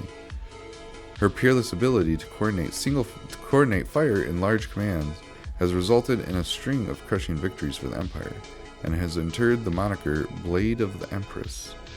And her skill is Blade of the Empress. Ion cannons on non-escort ships in this battle group become heavy ion cannons. She can command any ship, is an Admiral or a Commander, has +2 to skill, +12 to command capacity, and costs 35 points. And here we have their capital ships, which kind of rivals the AEA and the Sino-Russian Pact. And we have lots of upgrades that are available. We have a couple ships that are pretty good with the strike bays. And the light cruiser, you can add 2 assault bays as well. You have an assault ship with 2 assault bays. And basically everything has 2 assault bays that either carry strike fighters or you can upgrade or whatnot. Moving on to support ships, they got a pretty bulky list of support ships as well. They have T3 escort carriers, electronic warfare frigates with EW1, and then a Lance destroyer with assassin systems. Those are pretty good to field. Next, you have your escort ships. You have your frigate, which does not have +1. Your corvette squadron has +1 to ADS, so you can do +2 to ADS on the corvette squadrons. Personally, not a big fan of these models. It's okay though. They're good in their own right. They only have 1 missile pod. I don't know. I think these corvette squadrons need a different model. To me they look like shuttles, like they're transport shuttles or something. Let me see. Let me show you. Here. All right. Factions. We're gonna go to Empire Rising Sun and go to Corvette. Yeah, see what I mean? Here, let's get a little bit better light. Yeah, see? I think they look more like a transport ship. But to each their own. Just personal preference. Let's see. So yeah, we have the T3 patrol boat squadrons with ADS, multi-spectrum shielding, and they're obviously a squadron. The weapons that the Empire Rising Sun fields, you have your heavy ion beams, your light ion beams, your heavy ion cannons, your regular ion cannons, missile pods, and torpedoes. The beams, whenever I think of this faction and the beams, I always think about the old animes when they have 2 fleets shooting at each other with the beams and everything blowing up everywhere. That's what I always think of when I think of see those beams. The strike craft that the Empire of the Rising Sun fields are the Nakajima Koifish fighters, the Macaw dive bombers, the Tiger interceptors, and the drop ships. And those drop ships hold the light, regular, shock, or power armor companies to conduct a CQB. Their faction traits, Death Before Dishonor, and Wave Volley Doctrine. So Death Before Dishonor is +2 to morale saves, and Wave Volley Doctrine is after declaring a shooting target during the activation, your battle groups may make a skill check. If successful, they may fire their ion cannons and heavy ion cannons together, using the 2-hit modifier and range for ion cannons. Very nice. So they're the same, but heavy ion beams do 3 shield damage compared to 1 or 2. And then heavy ion cannons. Yeah, this is heavy ion cannons. We're not doing beams. Heavy ion cannons have long range. And then together using the hit modifier in range for long cannons, which has the long range trait. So that long range trait, when you look in your core rules, you go down, and you look down here. This is ship. Yeah, that's ship traits. We're going to have to go to weapon traits. Long range. Weapons with this trait may fire as though using long range bombardment without needing to do so. And you may use other special commands as you need. So these are pretty good. That's for sure. It's pretty much a weapon with a special command that you don't even need. And then you have your 1,000-point fleet. This is the other fleet. You can get this fleet, which is the one that I custom made. Or if you want the original fleet, that is here as well, right here. I have to work on it and get a little better of a rendition of what it comes with, but this is the old way that I did things. But that's these guys, and got a 20% off sale until February 1st. Okay, so enough with those plugs, right? We have that is finished, and we are going to move on down the list with the Hilin Republic next. Now we arrive to our next major colony, the Hilin Republic, one of my favorites. I haven't painted a fleet yet, but I definitely intend to. I really like the lore behind these, so let's get to it. So tell someone from Hilin they're wrong, and they will tilt their head and patiently wait for you to explain yourself. Tell them they don't have a right to an opinion, and you will have an enemy for life. That's quoted from the first Sino-Russian Ambassador's Report, the Supreme Central Committee. Of all the planets settled by humanity, there's only one truly worthy of being called a paradise. An ocean world located far from Old Urth, Paradise is the sole world possessed by the Hilin Republic. While ordinarily this would have left them with the status of third-rate government, like so many of the worlds settled by humanity after the exodus from Old Urth. Paradise is, to put it simply, perfect. The mineral wealth of the system is unimaginable. No less than 5 major asteroid belts circle its white sun, rich in metals enough for 1,000 years of heavy industry. Paradise's 7 moons, 2 of which are life-sustaining orbit far enough out that their tidal disturbance of the planet's vast oceans is minimal. The Hilin Republic was formed by the colonists of Paradise early on, but for much of its early years consisted of little more than a council who met twice a week to handle system-wide affairs when you could get them off the beach from surfing. However, as the years passed and the population and economy grew, the government grew with it, eventually becoming a more structured affair, but in comparison to other worlds, they're practically laissez-faire. However, it was contact with a poor neighboring colony that set the Republic along a course that led them to where they are today. Paradise was attacked by ships from that colony. This act of destruction and piracy shocked the population and awoken them to the possible dangers that could come from the stars. While Hilin might be considered laid back by the standards of most people, stupid they are not. Within 6 months, the Republic began fielding their first system defense warships. Within a year, the first destroyer came off the production line. Hilin possessed a true Republican form of government, made up of various island chain and sea-bottom districts, all of whom practice very strong democratic governance. In fact, the people are highly opinionated, and you would be hard-pressed to find anyone who does not have strong feelings about the way things should be done. The local governments are often referred to as tide pools, for it's where the community often gathers to publicly discuss or debate issues. Hilin overall has a bottom-up government, with local communities sending representatives to the 12 ocean councils, who in turn send representatives to the System Republic Forum. Hilin politics are passionate, but deeply respectful, and divides in opinion that would cause unhealable rifts in most culture are quickly forgotten when the next oceanside party is thrown. Hilin is a world of equals, and everyone is equally having a good time. Economically, Hilin is thriving, whether it's resource mining in the rich asteroid belt or contract construction of ships in the massive shipyards. Everywhere one looks, the Republic seems to be doing more with less people than anywhere else in space.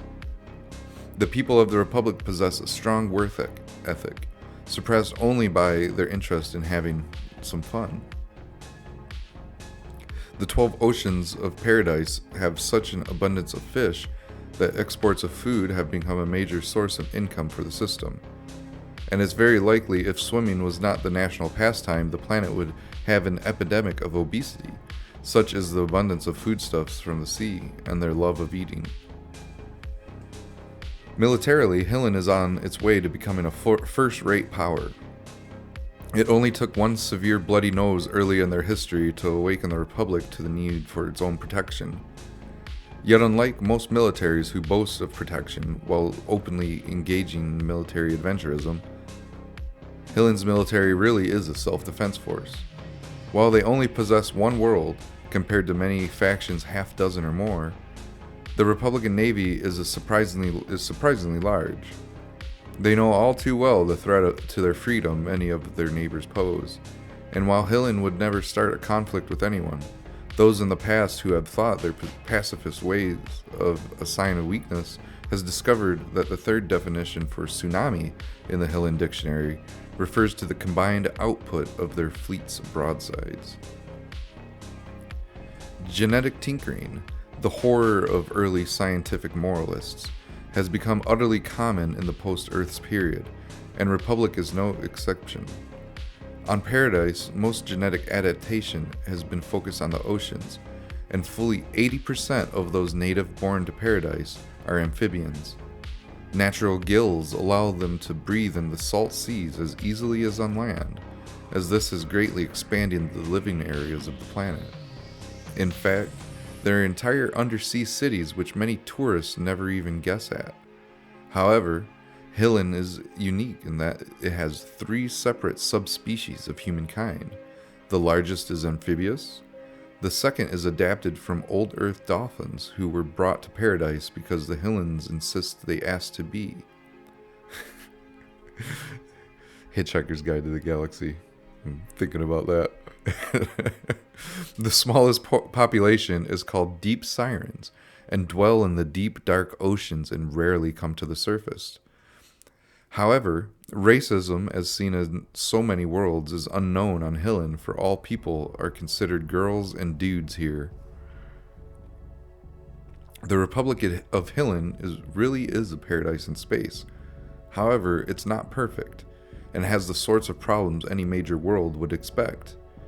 Not only this, but they are surrounded by increasingly aggressive star nations ever hungry for raw resources and manpower. While their navy is strong, there are ever-increasing demands placed on it. Skirmishes with raiders, pirates, and other flying false flags have been increasingly common. The Republic is an open society and does not seek to contain the freedoms of its citizens, but this has left it open to spies and saboteurs aplenty. Still, overall, Hilin is a place of strong ideals and a strong, joyful people. With so many power-mad factions in known space, the Republic remains a bright beacon of hope for many, that the present distresses are but a phase and not the end of the bright future that spaceflight brought to mankind. And we have 10 different commanders. So first on our list is Admiral Jose Marat, and Admiral Marat commands the main body of the Hilin fleet. He's quite outspoken about the use of the phase jump drives and prefers to use heavier capital ships to smash through enemy lines, making use of the broadside capabilities of his ships. He's got heavy ship doctrine and hyper-propelled shells. Where possible, depending on the group type, every battle group must have 2 capital ships in. All broadside weapons within Marat's fleet gain an extra 1-inch base range with hyper-propelled shells. He's an Admiral, plus 30 skill, 1 morale bonus, plus 1 morale bonus, and 12 command capacity, costing 32 points. And we have Rear Admiral Giselle Battier. Rear Admiral Battier makes great use of the phase jump capabilities of some of her ships. She has led many battle groups in surprise attacks on hostile forces and is respected by the sailors she commands. She's known for her crafty tactics with the jump capabilities. She has a phase field trait. Giselle has worked out a way to create a residual phase field around her battle group as they jump in, making them harder to target. When they phase in, they're set to speed 0, but are targeted as if they are speed 5 by the enemy until their next activation. Very good trait. Rank Admiral or Commander. Any battleship, plus 2 skill, plus 1 morale bonus, 8 command capacity at a cost of 25 points. Next we have Senator Pascal. He's first a senator and second a commander.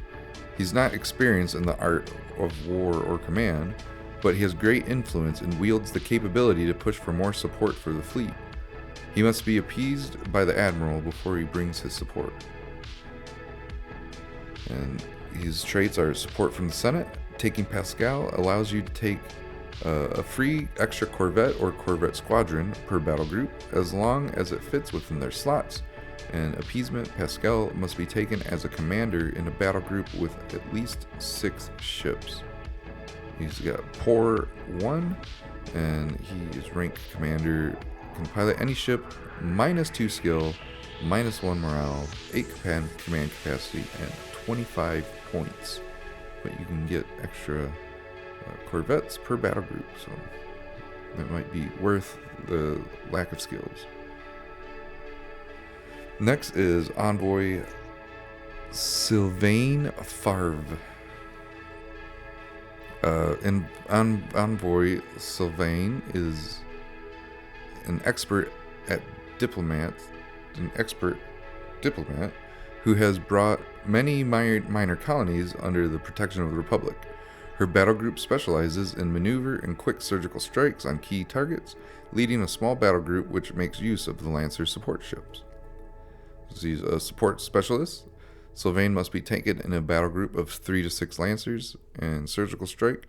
The first time Sylvain's battle group fires, they may re-roll any misses once. Next is Christian Sayres. Captain Sayres is a seasoned fleet commander known for his unparalleled expertise in orchestrating flexible ship formations to safeguard allied battle groups. Sayres has an ability to adapt swiftly to dynamic combat scenarios.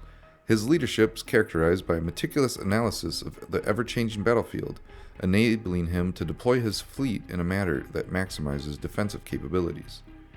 His traits are Guardian of Paradise and flexible formations. Enemy battle groups cannot shoot through this battle group, and the cohesion range for the battle group is 6 inches instead of 4.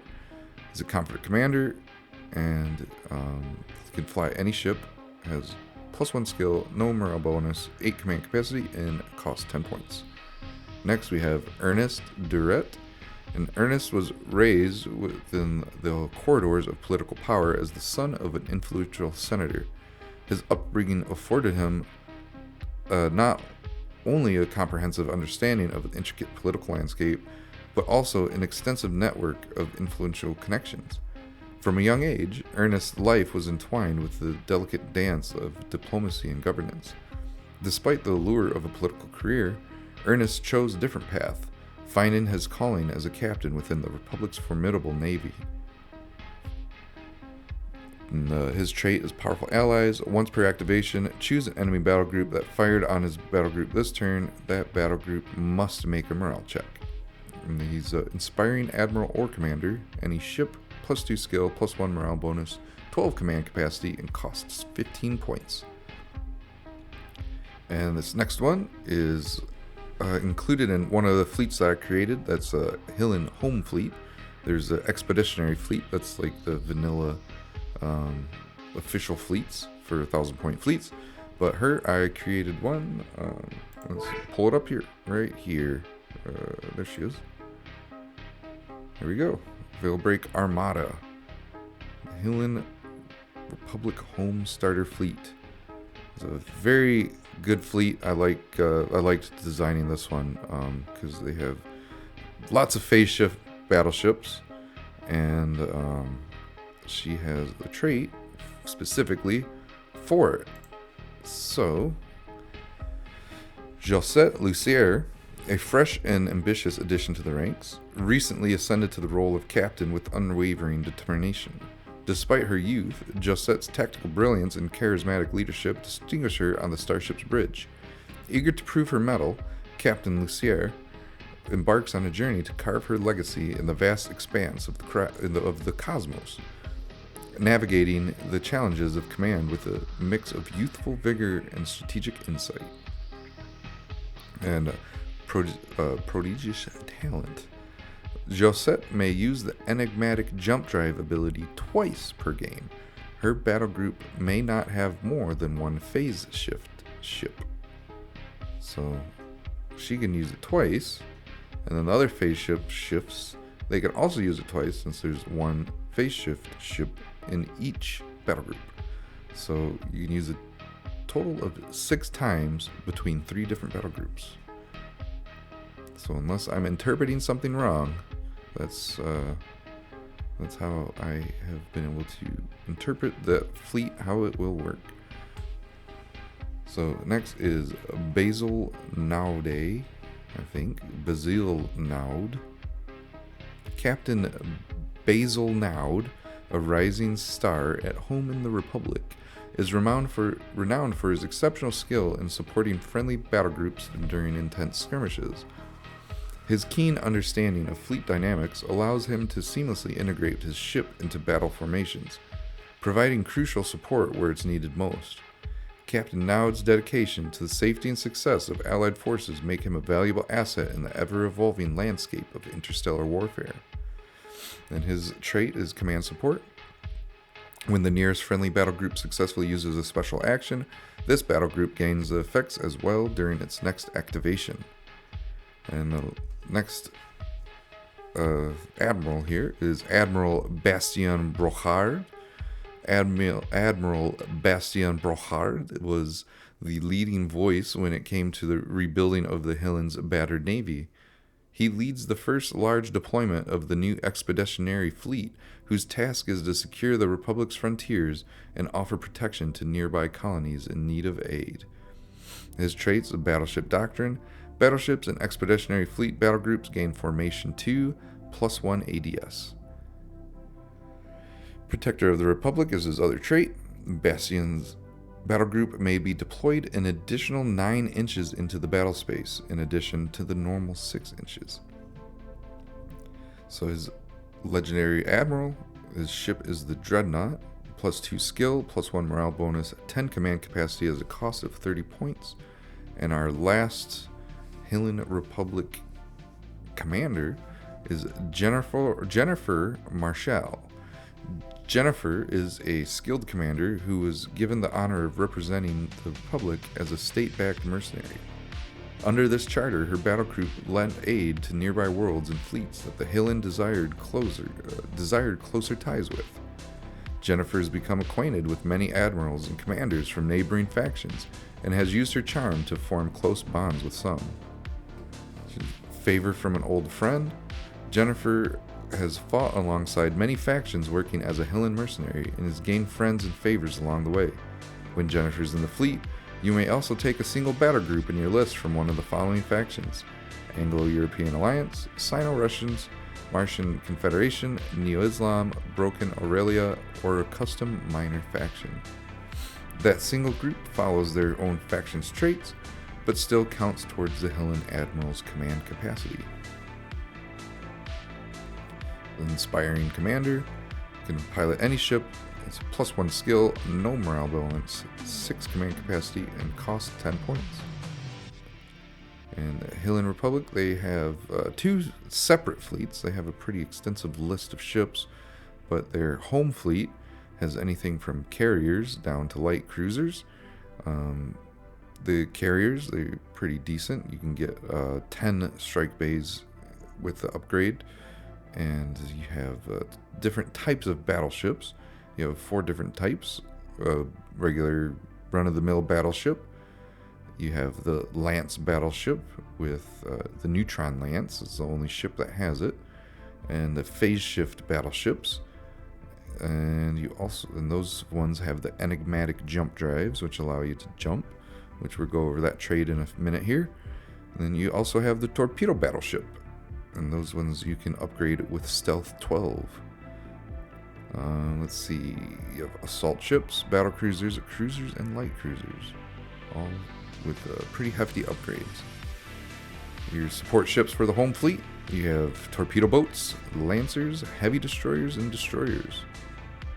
And in the escort ship category, you have frigates and corvettes, and frigates can get upgraded once again to +2 ADS. So next we come across the expeditionary fleet. They have less ships, but they are more specialized in their lore. They're not necessarily defending the home front. They are moving on, protecting smaller worlds, and making sure that their space is secure around paradise. Understandable. So you have a dreadnought, a phase shift cruiser, battleships, battle cruisers, and light cruisers. And the phase shift cruisers are the only ones with the enigmatic jump drives.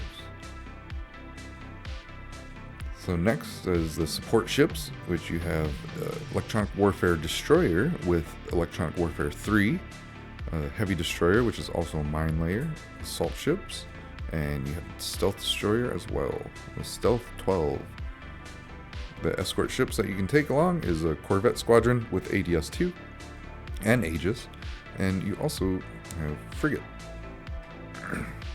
Alright, next is the weapons that they field. You have the shortest range is your particle laser cannons. Medium range, you have your mass accelerators and your heavy mass accelerators. And then your multi-frequency lasers are your longer range. And let's see, Neutron Lance. Those will be your longest range weapons, minus the torpedoes. Those are the longest range, but that's an ordnance weapon, so it's a different story. Those ones can get shot down. The Hilin Republic, they field citizen fighters, judge bombers, guardian interceptors, and their dropships carry light, regular, or power armor companies. They have a special mine that's called the Flare Mines. It has an aura effect and active cover 1 as its trait. The faction traits for the Hilin Republic, you have what I was talking about earlier, the enigmatic jump drives. So once per game, each phase jump shift and their attached battle group can be moved anywhere on the board as long as they are more than 4 inches away from any enemy ships. The battle group is set to speed 4, and this is done as a move order before shooting, and no rotation is allowed.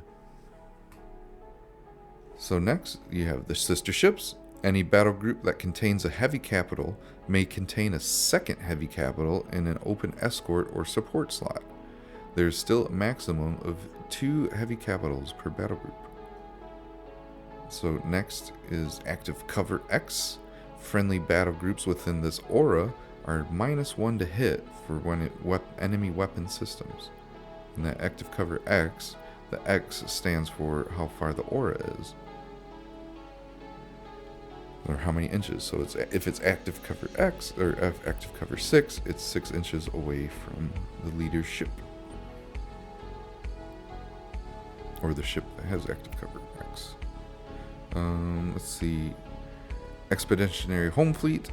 So this is the special rule that expeditionary and home fleets cannot be taken in the same battle group. So they have to be in separate battle groups, but you can have Battle Group 1, an Expeditionary, Battle Group 2, a Home Fleet. You can mix and match like that, but you cannot put them in the same battle group. Very important to remember there. And you have your 1,000-point regular fleet here, and we will mark them off the list and move on. We're going to move on to Imperial Hemina. Some people say Hemina. I used the Spanish version, Hemina. And in the dying words of Octavian Caesar, the pageantry, the glory, this is civilization that shall be the envy of all space for 10,000 years. The Hemina Imperium, I better be careful of how I say it, I don't want them to come after me. The Hemina Imperium has the distinction of being the first empire in space. They were the first to send ships to conquer other surrounding colonies, the first to engage in a space battle, and the first to build a unique culture far from Old Urth. The Imperium has arisen from its early successes to become one of the top 3 military powers in human space, and it is a power they have no hesitation in using for conquest. Founded by Maximilian Pegasus, a poor German boy who rose from utter poverty to become the single wealthiest man on Old Urth, he led the first dozen ships away from Earth to found the first colony far beyond the first ring of colonial expansion.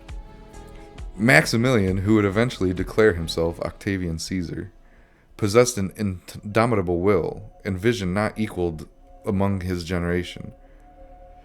When one of his labs made the critical breakthrough in node drive development, he offered it as a gift to a stalemated world caught in a 3-sided Cold War. Though it's rumored that node drive was developed 5 years before he gave it to the world, and that he used those early prototypes to scout the stars under the cover of his asteroid belt mining concerns in the Sol system. Regardless, the world changed overnight with the coming of the node drive. Using his unimaginable wealth, Maximilian built shipyards that constructed the first colony ships. These same yards would produce most of the ships that would make up the exodus from Old Urth, but Maximilian would not wait around to see that. Instead, he constructed over a dozen ships to carry out a dream he had carried from his earliest years. Those ships left Earth, carrying the wealthy magnate and his hand-picked colonists away from Earth and into the unknown. What would become of them would not be known for close to a century. Today, the Imperial Hemina dominates a comparatively large part of space. Though they do not have the sheer number of colonies of the Sino-Russian Pact, theirs are undeniably more productive. Among the spacefaring nations, the Imperial Hemina are undoubtedly the most directly aggressive. The Imperium has gone through several rounds of expansion, each time adding new colonies or mining concerns to their sphere of influence. However, much of this can be directly attributed to the earlier start than almost every other star nation. In the early days, they would send but a single destroyer to conquer a colony, often not even bothering to land forces directly on the colony, but show up in their system and declare their victory over the helpless colony world. Culturally, the Imperium was modeled upon ancient Rome. It was the vision of Maximilian who declared himself first Caesar Octavian, that Rome was the highest form of civilization ever to grace Old Urth, and the new colony he founded using his vast wealth was built from the ground up to embrace it. The Imperium society is built upon a 3-tier system with slaves at the bottom, followed by plebs, and then citizens. However, social mobility is possible, with those who serve in the Imperial Navy gaining their citizenship after 30 years of service. Whew, wow! At the heart of the colony's culture is the concept of discipline and law. Every citizen is called upon to be a model of imperial discipline and to personally take responsibility for upholding imperial law. This grants citizens unprecedented power over the lives of the other two classes in society. Militarily, the Imperial Hemina nearly rivals the Sino-Russian Pact itself for the number of ships, and the level of discipline built into their culture ensures that their battle groups are very steady under the chaos of battle. The Imperium had some of the earliest warships, and while it's generally considered that the Rising Sun Empire deployed the first warships in space, there's no question which navy first used them in anger. The Imperium has been on a mission of conquest for well over a century, though the expansion has happened rather slowly in waves, as the internal politics of various Caesars have often hindered expansion. Under strong Caesars, the navy always prospers and usually launches a new round of conquest. But under weaker Caesars, it has atrophied and been kept close to home to secure power in internal political plays. Economically, much of the prosperity of the Imperium is built upon slave labor. It's estimated that fully half of the population is considered slaves, though this is not the sweating chain gangs being whipped through the streets that is often used in propaganda against the Imperial Hemina. Nonetheless, the number of citizens is very small in comparison to the rest of the population.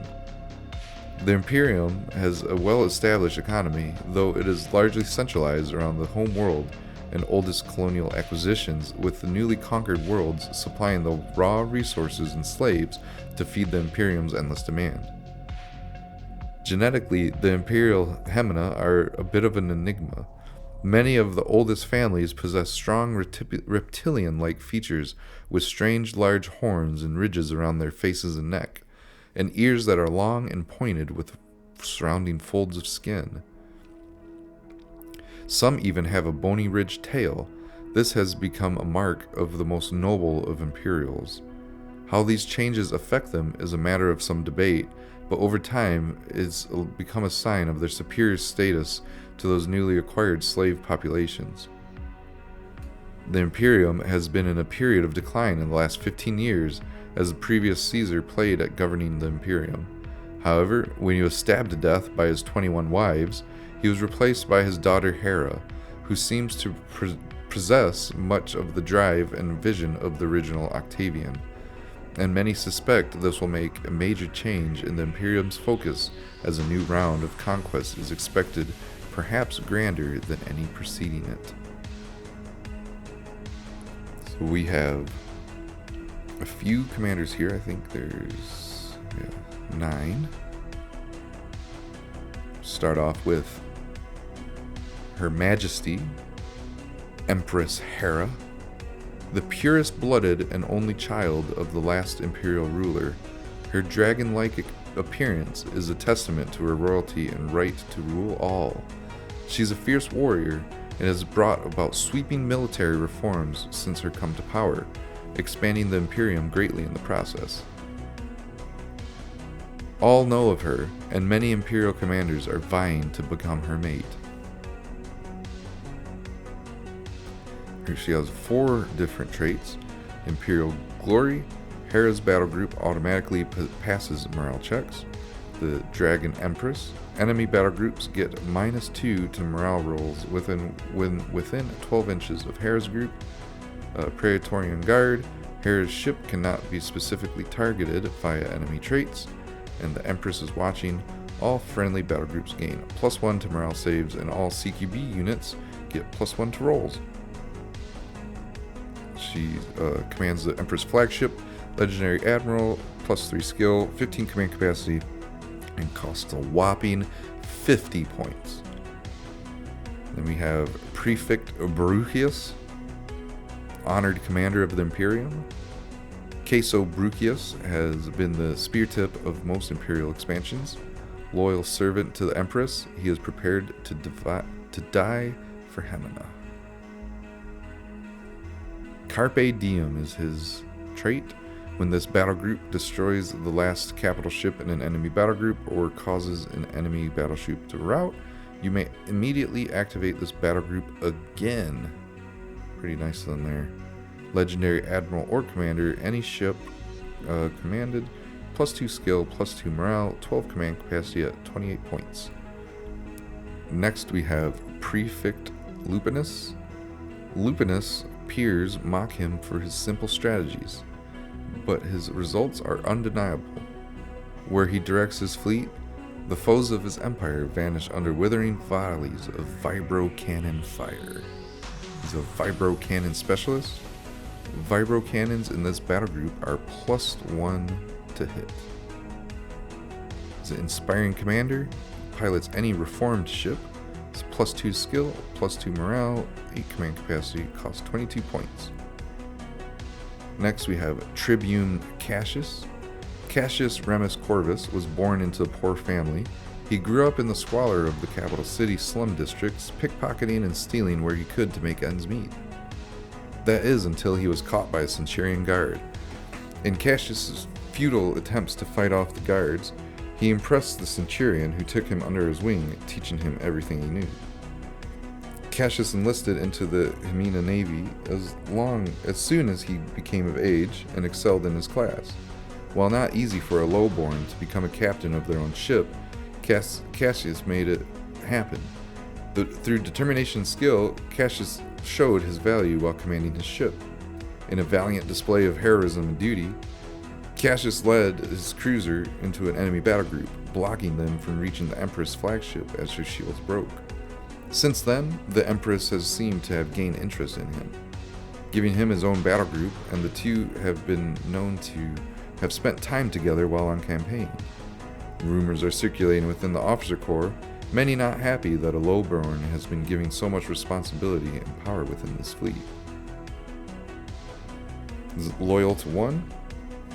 Once per game, when another battle group fails its morale check, if it's within 8 inches of them, he may force them to succeed the check.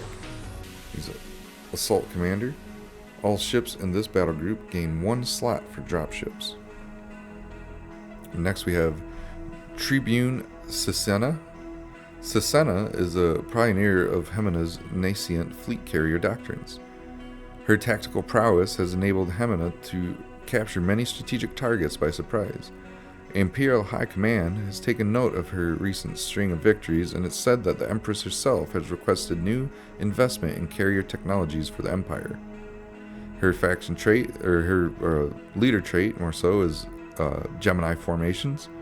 Then this battle group may include 2 reform light carriers during list building, regardless of no normal slot count or type restrictions. The confident commander can pilot any carrier, has +2 skill, 0 morale bonus, 8 command capacity at a cost of 15 points. Alright, next we have Tribune, I think that's a J, Sejanus. Known as a brash and reckless commander at time, Tribune Sejanus is known for his employment of Crotan companies to bolster his marine forces on board ships and within his outfits. He's worked closely with auxiliary legate Onyx in the past, and the two have formed a close friendship. The Crotan general, Tribune Sejanus, is not affected by Onyx's clashing doctrine traits. His ships may take Crotan companies where slots are available. And they have Crotan, that's what I keep thinking. Crotan crew supplements. Carriers and light carriers within Sejanus battle group get the hospital bay trait for any Crotan company. Any Crotan companies nearby. Sejanus crews also get +1 to their save rolls while being boarded. He's a confident commander in the Crotan carrier. No skill, no morale bonus. 8 command capacity, costs 15 points. Next we have Auxilia Legate Ardini. So Taurans are a hardy stock hailing from one of Hemina's most recent conquests. This is one of the hardest factions for me to get through. They are highly dependable and non-aggressive. The Taurans are modified Hemina ships, as their native astronautic engineering is quite primitive. Ardini has served as a leading voice for his people in the wake of Hemina annexation has been instrumental in a largely bloodless integration into the Empire. The Torrent Reinforcement Conversion. Ships in this battle group convert all of their base shields to base hull points. This battle group may not use the All Power to Shields command action. Interesting. As a Confident Commander, any ship, +1 skill, +2 morale bonus, 5 command capacity, at a cost of 12 points. We're almost there, 2 more. Auxiliary Legate Merali. Merali is the leader of the Vespa auxiliary forces under Hemina. Not much is known about her, much like the Vespa themselves, but her use of massed gravity bombs to break through shielded enemies has been noted by her rivals within the Hemina Navy. Her skill is Vespa Primus. All Vespa ships in Merali's battle group gain an extra gravity bomb. Commands the Vespa heavy cruiser. Confident commander with no skill, no morale bonus, 10 command capacity, and costing 10 points. And last but not least, we have Auxiliary Legat Onyx. Onyx leads the largest Crotan auxiliary force in the Imperium. He rose the ranks through merit as he led massed ground invasions on resisting worlds. He's trusted by his Hemonian brothers and sisters, although he rarely spends time with the other commanders. His skills are Clashing Doctrines and Crotan Warlord. The Hemina battle groups, led by non-Crotan commanders, not in a Crotan assault carrier, within 8 inches of Onyx's battle group get -2 to their skill rolls. So always want to keep the Crotans together.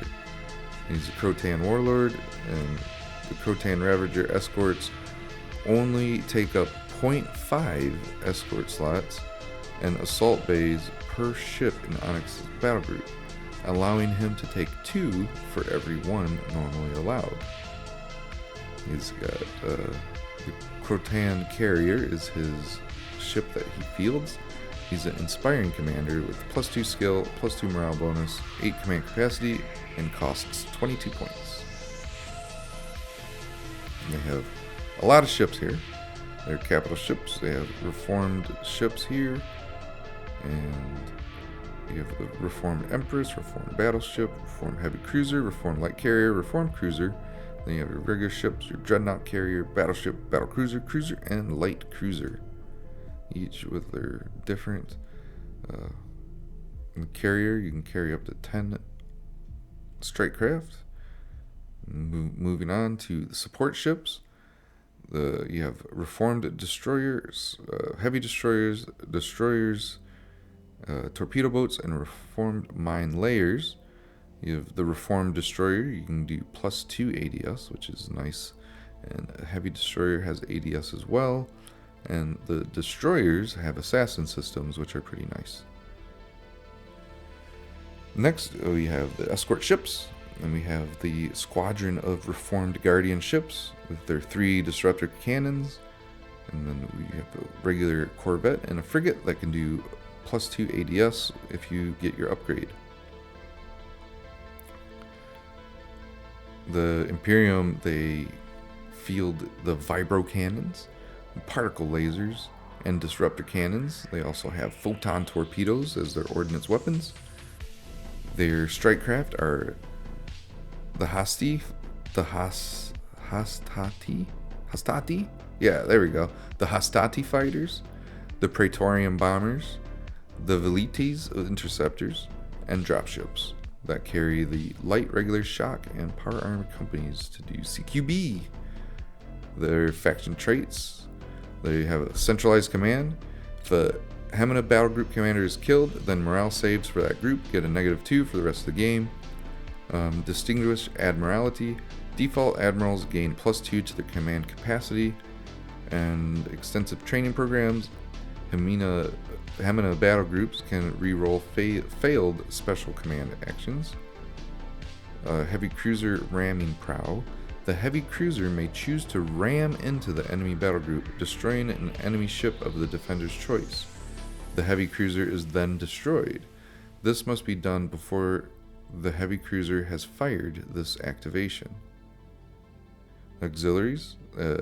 Hemina fleets may deploy Crotan and Vespa auxiliary battle groups. These battle groups may only contain one type of auxiliary and may not contain regular Hemina ships.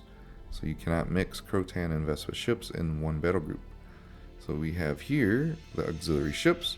You have your heavy cruiser and your assault carrier as your two auxiliary capitals. And then you have your auxiliary escorts, which is the Ravager and the Protector.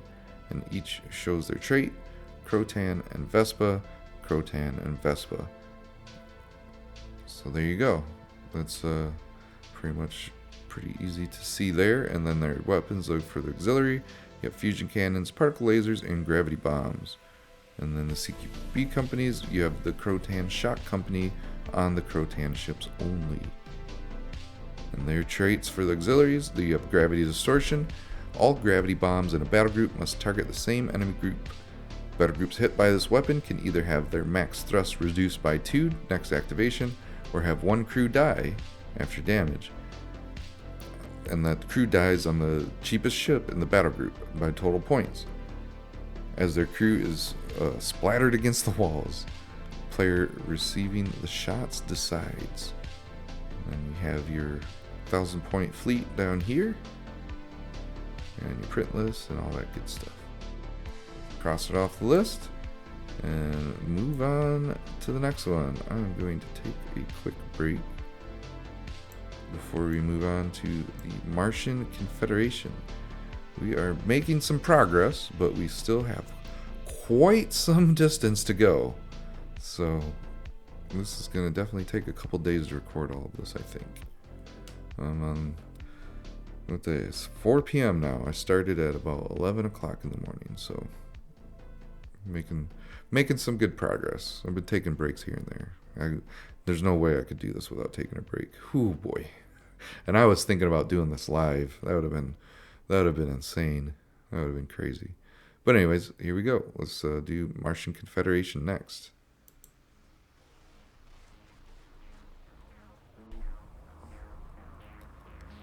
Next up, we have the Martian Confederation. In the vast expanse of the galaxy, on the crimson plains of Mars, the Martian Confederation has carved out its unique place in history. Mars was one of the first human colonies, established long before the advent of rapid mutators, when the dream of interstellar expansion was still in its infancy. What truly set Mars apart and propelled it to a position of immense wealth and power was the discovery of the Sol System node drive. It's found in low orbit around the red planet. This technological marvel revolutionized space travel, providing the Martian colonies with a gateway to the stars and unlocking their potential as a commerce and trading hub.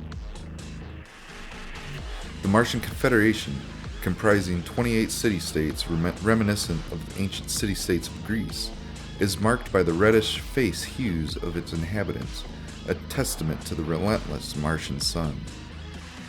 The city-states have long-standing histories and individual identities, but they unite under the banner of the Confederation for the greater good.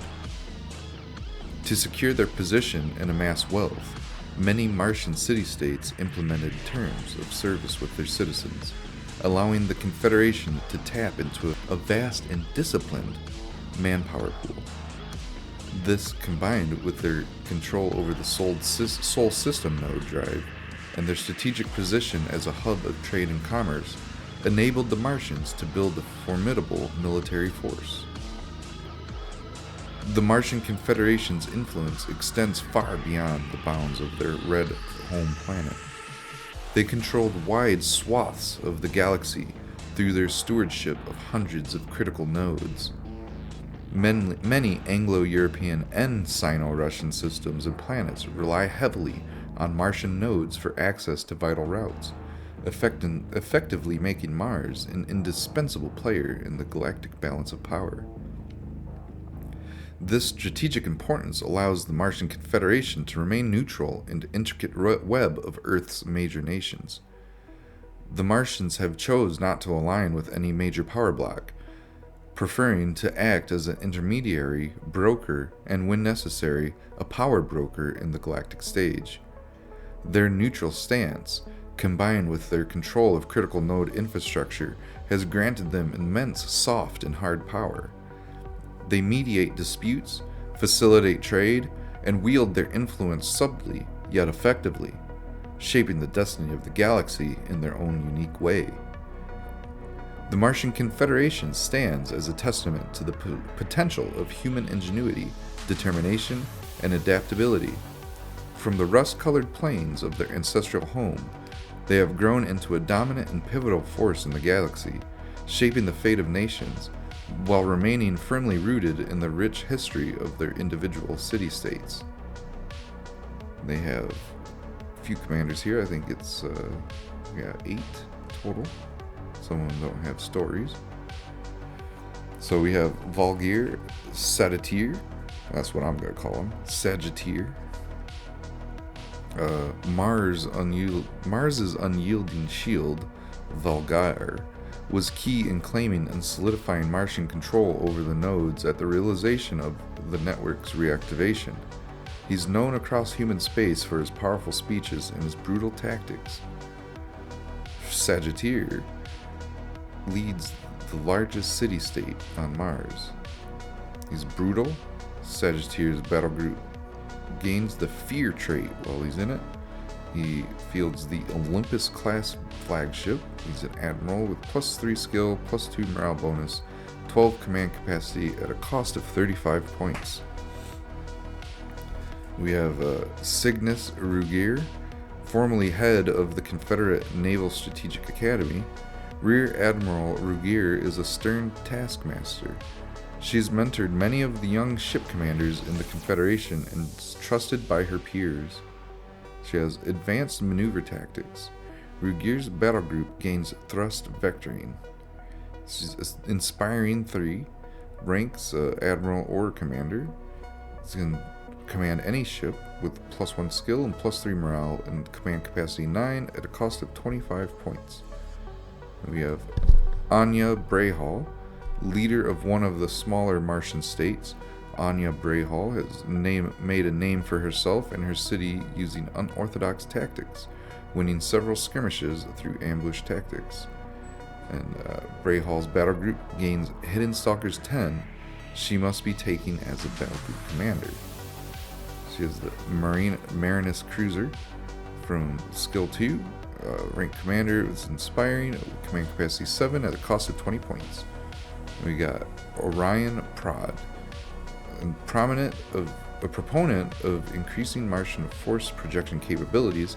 Commander Prod is a leading backer to the continued expansion of the Martian sphere of influence and known for his politicking between states. He's political blackmail is his trait. If Prod is taken as a battle group commander and the admiral either dies or breaks their morale check, then Prod becomes the new admiral.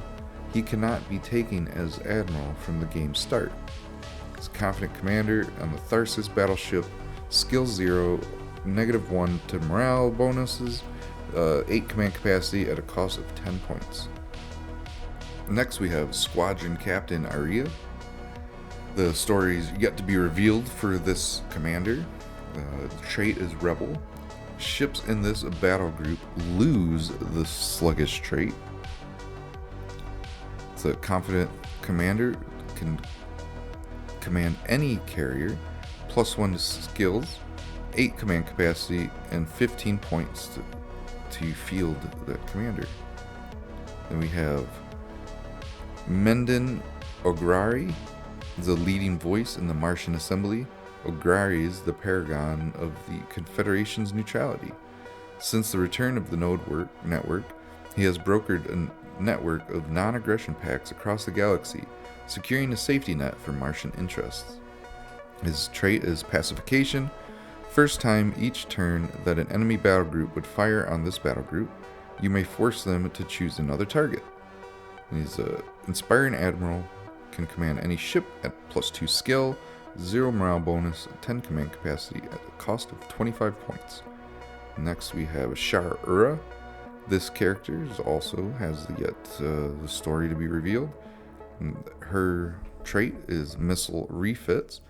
Battle cruisers in this battle group have +3 missile pods. Missile pods for this battle group have 16-inch range. Battle cruisers in this battle group lose their coil guns. There's an inspiring commander in commanding the battle cruiser, +2 skill, no morale bonus, and 6 command capacity at a cost of 20 points. And next we have Tyrian Midas, and this story is yet to be revealed as well. It's a battle forge. Ships in this battle group have +1 hull points. It's a destroyer commander as well, and the battle group can only contain destroyers. The confident commander can command any ship. Skill 0, +1 morale, 6 command capacity for a cost of 8 points. So next we're here with the ships, and they have a pretty decent amount of capital ships as well. We have the Olympus flagship is the most expensive one, next to the super carrier. We have the Marinus heavy cruiser. And then we have the Tharsis LBB. I'm guessing that's a battleship. Not too familiar with these ships. I want to delve more into them. I like the faction. I'm just so overwhelmed with so many factions. I'm trying to hone in on the ones that I like the most, and some of the main ones too. You know, just kind of focusing on learning those before I start learning all the other ones. But this has been a very good thing because I've been able to learn as I go reading this as well. As long-winded as it may be. Support ships, you have heavy destroyer, your destroyer, and your armored destroyer. And the escort ships, you have the T3 frigate, patrol boat squadron, the line frigate, and the frigate. And the line frigate is the one that has +2 to ADS if you do the upgrade. And your T3 frigate has reactive armor 1, formation 3, coil guns gain hybrid 3, so you have to have at least 3 of these in the battle group. The two weapons that the Martian Confederation yield that are not ordnance are the Zeus cannon and the coil gun. They also yield Stinger torpedoes and missile pods, but they can get shot down by ADS. They field the Mars warfighters, the Ares bombers, the Hermes interceptors, the Artemis Vipers, and dropships. The Artemis Vipers are their advanced intercepting fighters, it looks like, because they do pretty good damage, and they have a really good save too at 4+. The dropships carry the light, regular, shock, and power armor companies for this faction as well. So their faction traits, you have the Martian Node Drive Network. The Martian Confederation control many of the nodes and stations in the galaxy and are backed by both Sino-Russia and the Anglo-European Alliance. At the start of the game, the Martian player has 2 regular companies that they may place onto any objectives on the field. For example, 2 companies can be placed on a single objective, or those companies can be spread out to hold 2 objectives at the start of the game. And then next you have, which by the way, that's huge if you're playing the secure, three objectives and you want get a point each turn, because that's man, they would be hard ones to beat. Battle plating. All Martian ships feature heavy armor plates on the front end of their ships to protect against incoming fire. When one of your battle groups is fired on from the front 180 direction, it may make a skill check. If successful, ships in that battle group gain reactive armor 1 until the next battle fleet activates. This stacks with other instances of reactive armor on individual ships. And the last trait that the faction has is overclocked thrusters. Martian engines are designed in a way that captains can grant excess energy to them during battle. Players may choose to overclock thrusters as a special command order. This adds 2 max thrust to all ship stats in the battle group this activation. However, the battle group may not rotate this activation and cannot fire any weapons at other ships. Then we have our 1,000-point starter fleet. This one is also for sale on CobraFleetworks.com. And that's it. So, one more down. Here we go. So the next three, these three, there are important colonies. And then we will be moving into the more minor colonies. And then the non-human powers after that. The minor colonies will go a little bit quicker. And some of the non-human powers will as well. Alright, so that's done, and Merathian Khanate is next. So, did you hear the one about the Anglo-European diplomat who settled the mining dispute by starting a 100-year war? No, there's no punchline. This happened. That's the joke. That's by Things You Hear in Bars by Erickson Flint, Earth's bestsellers list number 7. The world of Merathian was among one of the first worlds settled by the Anglo-European Alliance, when their Cold War with the Sino-Russian Pact was expanded into the space around Old Urth. Merathian was a lovely world, but what really made it shine was its rich mineral wealth. One of the earliest worlds settled, it grew quickly and became prosperous. However, that very prosperity became its downfall. As one of the first Anglo colonies to become truly successful, the Alliance placed increasingly heavy demands for resources upon them to feed their rapidly expanding space fleets. Though at first the colony was only too happy to supply it, over time more and more demands were made while safety standards were cut to increase production. As accidents began to pile up and still more demands were being made, the colonists slowly became resentful that all the wealth of their world was going off-world, and those back on Earth were looking down on them as simply a cheap source of local labor. The breaking point came when a mining dispute between workers and management brought the largest mine on Merathian to a complete halt. The Alliance sent a negotiator, but secretly deployed Alliance security forces in orbit in case force was needed to restore the mine to production by force. Negotiations bogged down quickly as grievances were ignored and production quotas demanded. No one remembers who threw the first punch, but it led to the Alliance negotiator invoking the Riot Act and calling down the troops. Things went sideways fast. Within 24 hours, hundreds were dead. The Alliance negotiator was found hung from a lamppost, and every city on Merathian was in open rebellion. All production came to a complete halt. This was the start of years of conflict that has ravaged the planet to its bedrock in some places. Eventually, some of the colonists came to a decision. Merathian was a lost cause. Orbital bombardments had already ruined the atmosphere, and the dust was thought to need 100 years to settle. The miners were divided on what to do, as there was no end to the conflict in sight. With the node transit network shut down and years into the conflict, the Anglo-European Alliance could no longer simply open up new mineral-rich colony worlds. It was Merathian or nothing. Eventually, a split happened, with half of the rebellion decided to flee off-world in whatever ships they could capture from the Alliance. In a bloody raid on the spaceport, they temporarily took control of enough shuttles to fight their way into orbit and seize the orbiting vessels before anyone understood what was happening. They then fled into space, leaving their dying world behind. Today, Merathian is a hellhole of a world where mining still continues, but the people who bear her name are those who fled into space. The Merathian Khanate is a series of loose families who descended from those long-ago colonists who fled. However, unlike other groups, the Khanate never settled down again on a single world.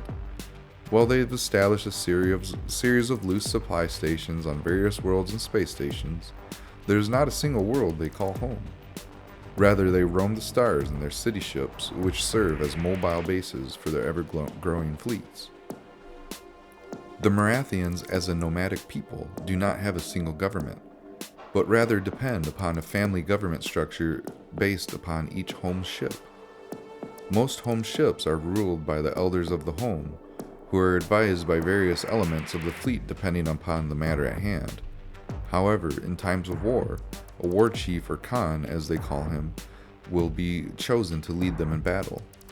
While this elder council is the most typical, there are exceptions, and no one knows for sure just how many families of Merathians are among the stars, as it's impossible to get an accurate count. It's entirely likely even the Merathians themselves do not know. Generically, the Khanate's ancestors received the same rapid adaptation pills as other colonies.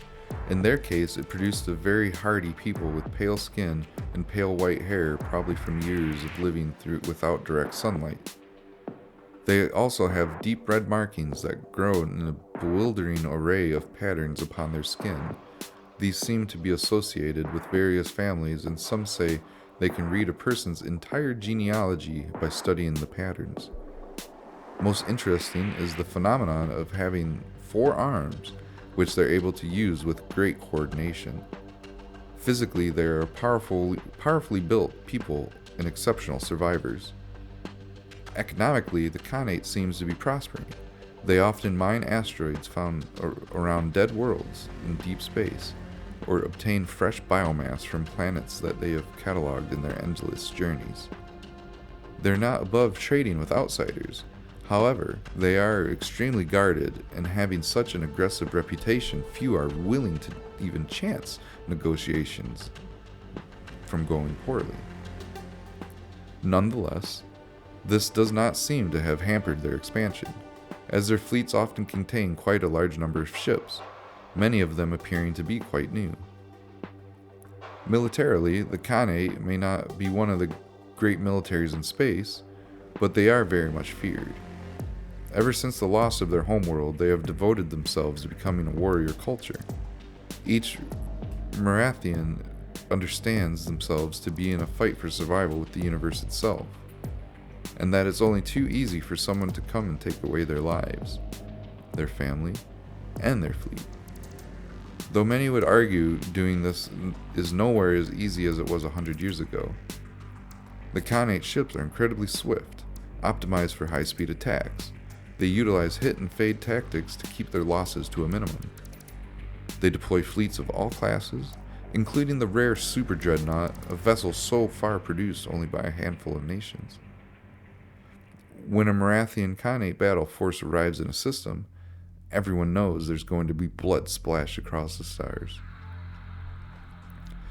Despite their aggressive natures and deeply distrustful attitudes, the Khanate does have a few friends and allies. They also maintain relations with whatever government they may be in proximity to at the time. However, one must remember that when dealing with the Khanate, you're dealing with individual families and not the whole nation. Were the Merathian to ever unite in a single location, it's impossible to guess how many vessels they could bring. However, it's not hard to guess who their target would be, for there is only one true enemy of the Khanate so despised to bring them all together, and the Anglo-European Alliance tracks their movements as carefully as they can, in dread of the day they decide to reopen old wounds. We have 6 commanders and admirals here. So first we have Sokate Moral. Sokate was born in the Fire's conflict. Her mother died soon after childbirth from her wounds after an airstrike on their village. Her father died in battle, shot down by enemy point defense guns as his interceptor squadron escorted bombers to hit the enemy carrier group. Sokate grew up fighting, taken aboard a warship as soon as she could stand. She quickly became well known amongst her crew, leading her strike craft on wild attacks on enemy convoys and battlegroups alike. An expert interceptor pilot, she also had a talent for command. When her captain was killed, she took up the mantle, respected by her clan and crew. She is a tenacious strike group commander, and strike group and Sokate's battle group get +1 to anti-strike craft rolls, and bombers get +2 to save rolls. That's a good trait right there. The inspiring commander can pilot any ship, +3 skill, +3 morale bonus, and 6 command capacity at a cost of 30 points. We got Arkai Hushal. Khan Hushal is feared among many regions of space. His brutality and destructive nature have left many colonies in ruin. His older brother was killed on Merath during the war, and since then, Hushal has spiraled into madness and anger, murdering thousands of people in the name of revenge and justice for the billions killed on Merath. His anger, matched with the talent for murder, has brought him many warriors and ships, seeking revenge against those who destroyed their homes in once great nation. And he has devastating attacks and circulating rumors. Hushal's fleet may take the rigged asteroids from the Confederation Belt list. They gain the fast trait and -1 to enemy morale saves for circulating rumors.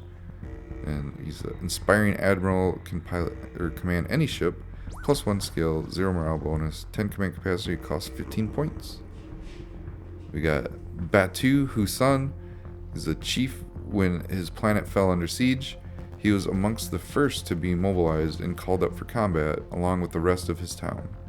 Batu was a tougher, larger than average Merathian, which led to him being given his own squad from the outset.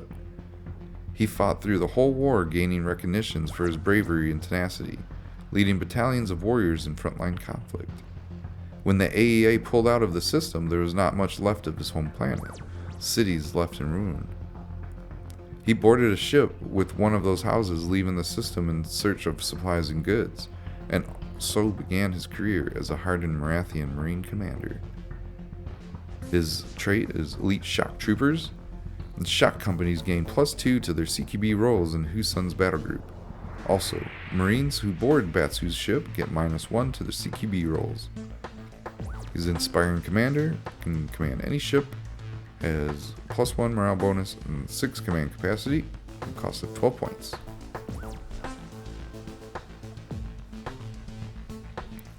So next is our Torbayashi Tahar, and his story has yet to be revealed.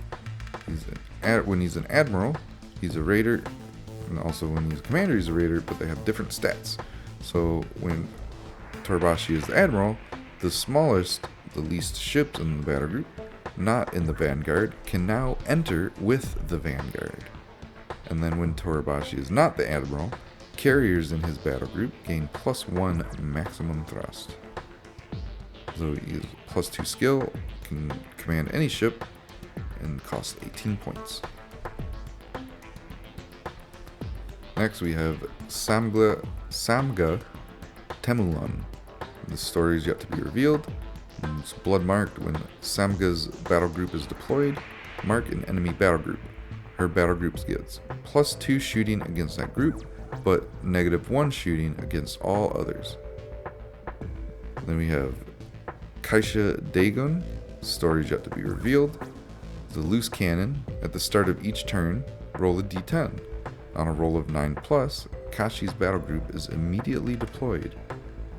So competent commander can command any ship, +2 skill, no morale bonus, 8 command capacity, cost of 6 points. And now we are at the ships. They have the Dreadnought as their heaviest ship and a light cruiser as their lightest ship. And it goes down, carrier, battleship, command cruiser, battlecruiser, cruiser, and light cruiser. Onto the support ships. You have your heavy destroyers, torpedo boats, and lancers. And lancers have assassin systems. In your escort ships, there's 4 of them. The heavy frigates are in a squadron. Then you have frigates and corvettes and attack corvettes. And the frigates, once again, can do +2 ADS after you upgrade.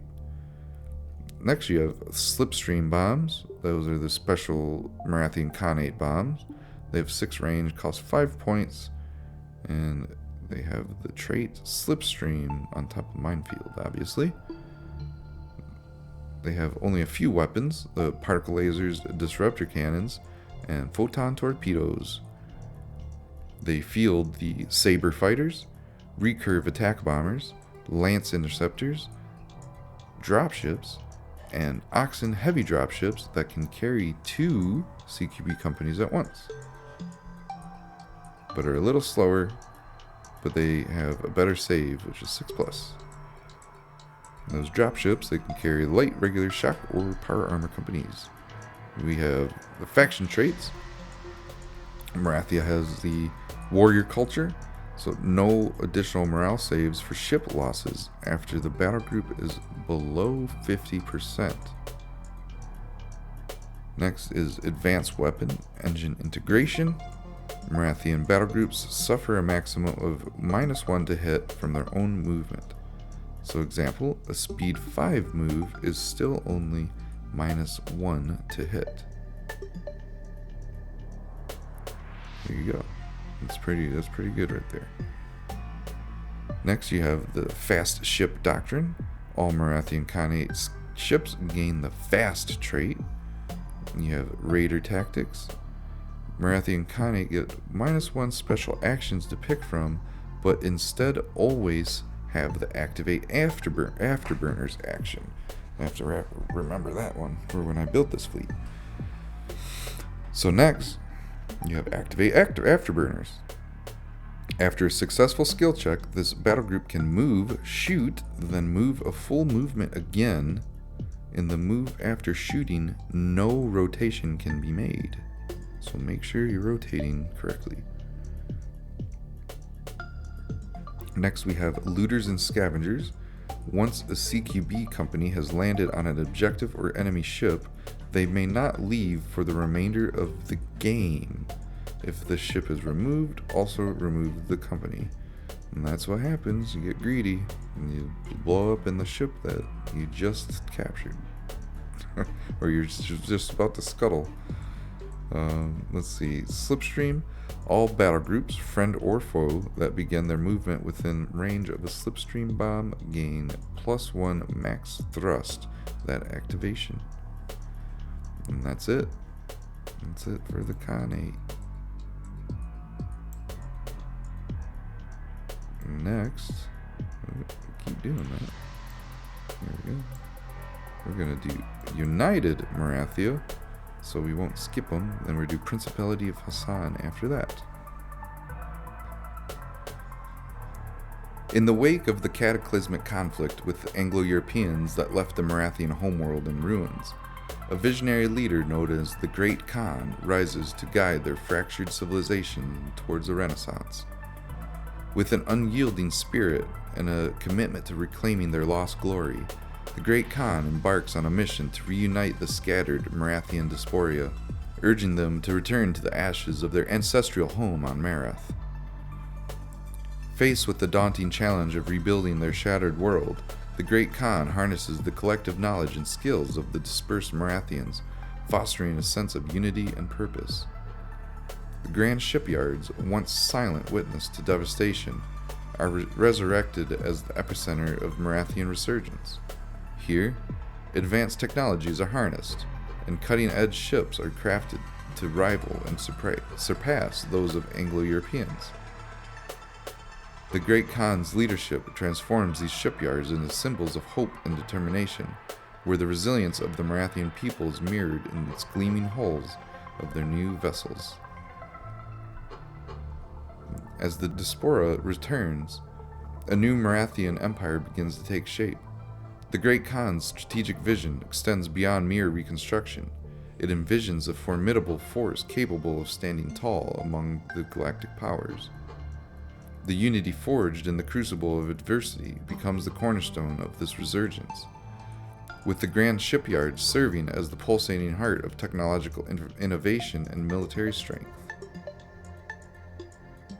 The Merathian diaspora, now reunited, leverages its newfound technology and formidable fleet to establish a presence across the galaxy.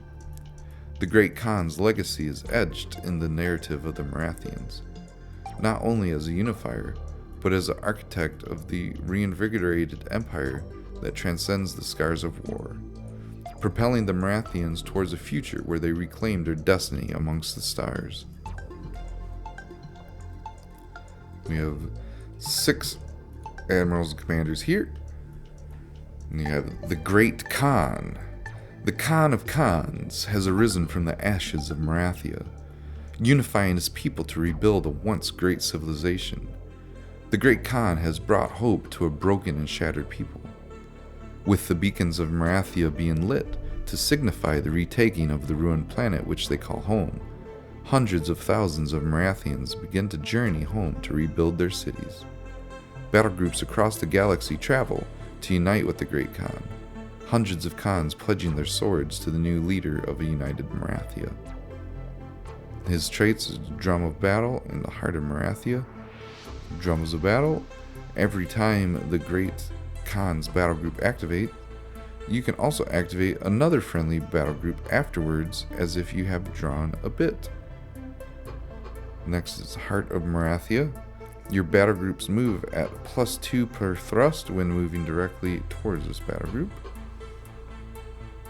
He's a Dreadnought commander with legendary admiral rank, costing 50 points with +3 skill, +3 morale, and 12 command capacity.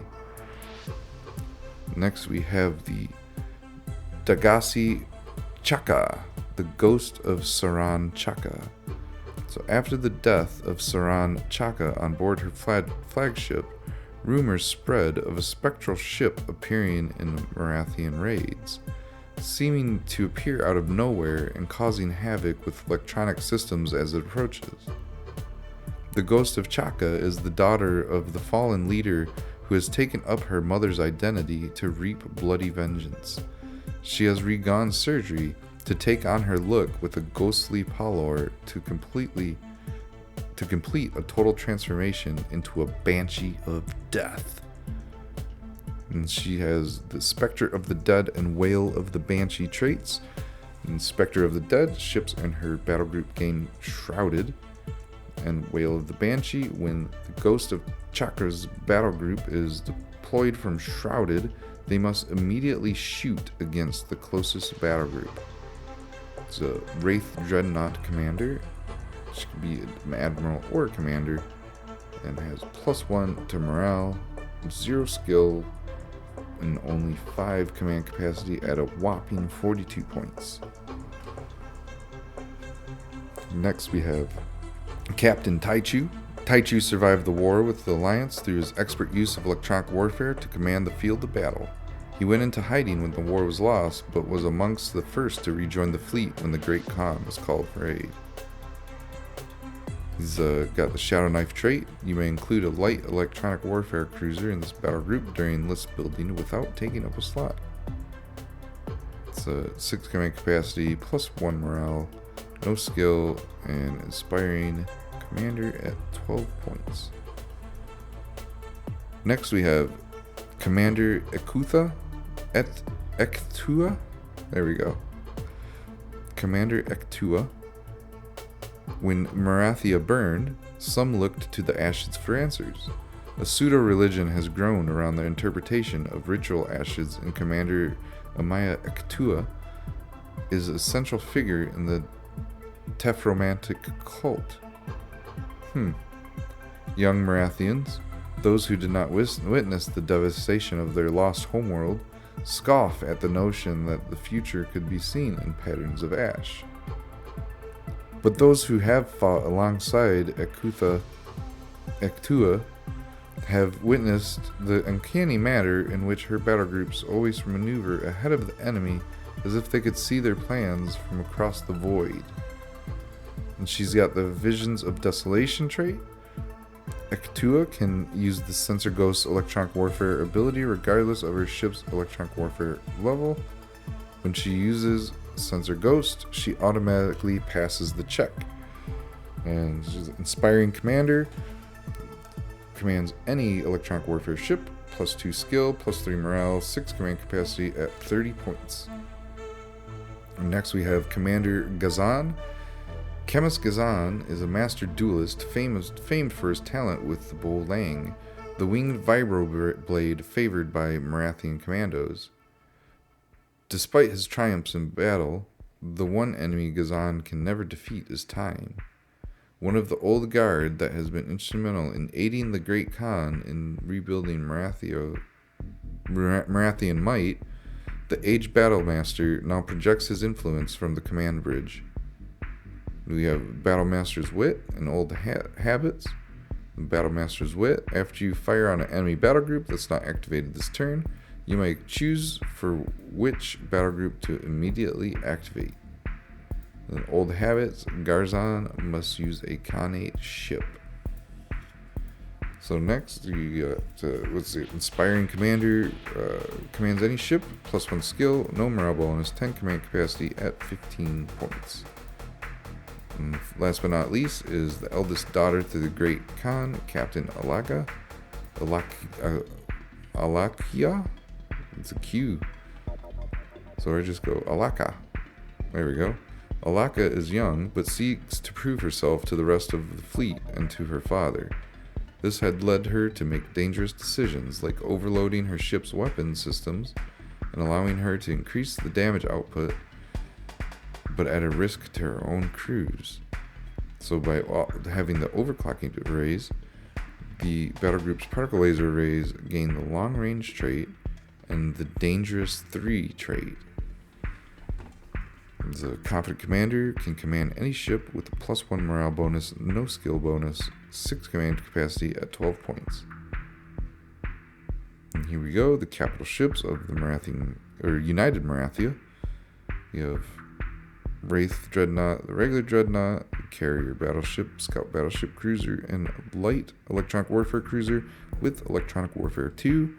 And the Wraith Dreadnought has electronic warfare 4.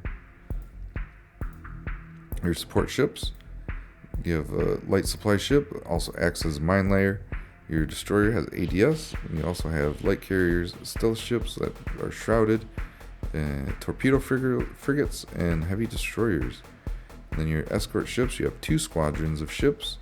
One is a light frigate squadron with ADS, and the other is an escort boat squadron with ADS and Aegis, which gives the battle group, or not the battle group, but the ships that have Aegis, 6 inches to shoot at strike craft instead of 4.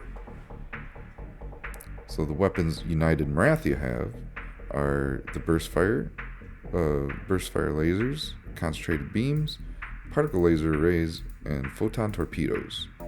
They field, I think this is the same list as the Merathian Khanate. They field saber fighters, recurve attack bombers, lance interceptors, dropships, and oxen heavy dropships that carry light companies, regular, and power armor. And they have a couple faction traits as well. Their warrior culture, no additional morale saves for ship losses after the battle group is below 50%. Same thing as blast. Advanced weapon engine integration. Merathian battle group suffers a maximum of -1 to hit from their own movement.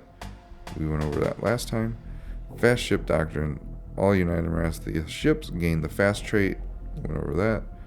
Uneasy alliances. If a battle group commander is killed, then the new commander cannot execute special command actions. Then we have surplus equipment. Can field Merathian Khanate ships with a -2 crews to a maximum of 1 crew.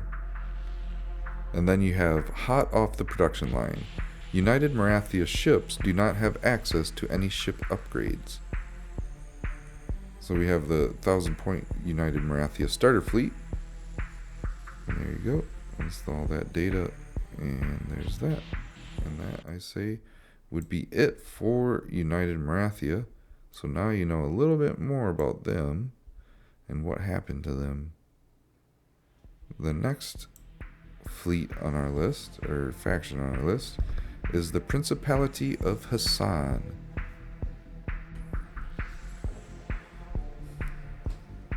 So the Principality of Hissan. They are formed from one of the earliest colonial expeditions launched into space. The Principality of Hissan is made up of the descendants of that heroic and near disastrous voyage into the unknown. The colony ship drew its crew from many minority groups from the ancient region known as the Middle East on Old Urth. Though initially united only by a mutual desire to escape a land of endless conflict and hate, These colonists were forced into single society by the incredible hardships and sacrifices of their journey aboard the Fate of Hissan. They settled a previously unknown desert world far from Old Urth. Here, the descendants of the Fate of Hissan flourished on their mineral-rich world. They built a society centered upon the surviving religions of the original colonists. This unique ancestry has given the Principality not only one of the most unique cultures amongst the remnants of humanity, but its driving light. One of the most ancient texts told to the people that man was made in the image of God, but that image was corrupted long ago. Thus, the Principality has devoted itself to rediscovering the image of God in man. Unlike many human colonies who embarked upon mass genetic manipulation seeking ideal advantage in their local environments, Hissan dug deep into their mitochondrial DNA, seeking to recast themselves in the image of the original man and woman made in the image of God. The people of Hissan are almost universally considered beautiful among Earth's descendants, and this has opened many doors for them diplomatically. They are tall and thin of build, but robustly healthy. Their skin is usually pale to light olive, and hair range from the color of straw to pale white. Eyes come in many shades like jewels, with the rarest being diamond white. Dress tends to be loose and flowing, as the desert home world is quite warm most of the year, except at a night when the temperatures plunge. Most Hissan visiting another world will draw attention as their exotic appearance and style is legendary, something their missionaries use to their full advantage. Politically, the Principality is internally almost inscrutable. There are a bizarre mix of noble satraps, supported by democratic councils, and advised by the schools of the prophets to speak for the will of God. The nobility is made up of those whose genetic lineage are considered closest to original man. And the Principality's highest noble is the Pasha, who holds power by genetic right, but also must demonstrate absolute moral character to be accepted by the people. It's rumored the present Pasha has ruled successfully for over 200 years, but this is dismissed by outsiders as he is clearly a man in his early 40s. Militarily, the Principality is divided into various districts. Each of these will have ground and space assets assigned to it, which fall under the governance of the local satrap. The Principality's ships enjoy some of the most advanced armor systems in known space. Their crews highly zealous both to God and the Principality, giving them almost unbreakable morale. Hissan favors strikecraft greatly, and many battles have been turned by the brave exploits of a handful of pilots. Because of their preference for fighters, Hissan deploys many hybrid carrier warship designs, attempting with mixed warships and carriers with debatable success. However, rather oddly pure carriers are quite rare in their fleet. As a result of the genetic requirements of leadership in the Principality, the military's top leadership tends to be a little inbred, figuratively speaking. The closed nature of only allowing nobles to command fleets has narrowed the strategic thinking of the traditional military, which has hindered the military from time to time. The Principality of Hissan sends forth tens of thousands of genetic missionaries every year who roam all over space, each bringing the true word of God to planets and stations suffering from centuries of the absence of religion. They also offer the chance to be remade in the image of God, as the Principality is open to all humans who would convert and be converted genetically into the fold. However, while on some worlds entire colonies have willingly converted, others have been openly hostile, and more than a few missionaries and prophets have been martyred for their faith. This had led some factions in the known space to be openly hostile against Hissan. Nonetheless, each year thousands more apply for a missionary license to travel the stars.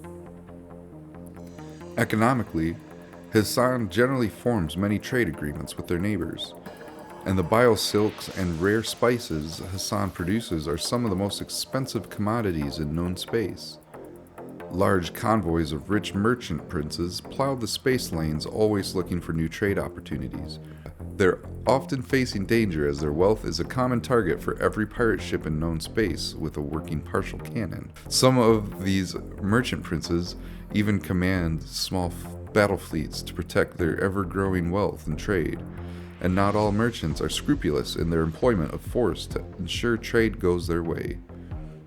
While many tend to see the Principality of Hissan in either a positive or negative light, they are not a people of half-hearted ways, and invoke strong reactions to all who deal with them.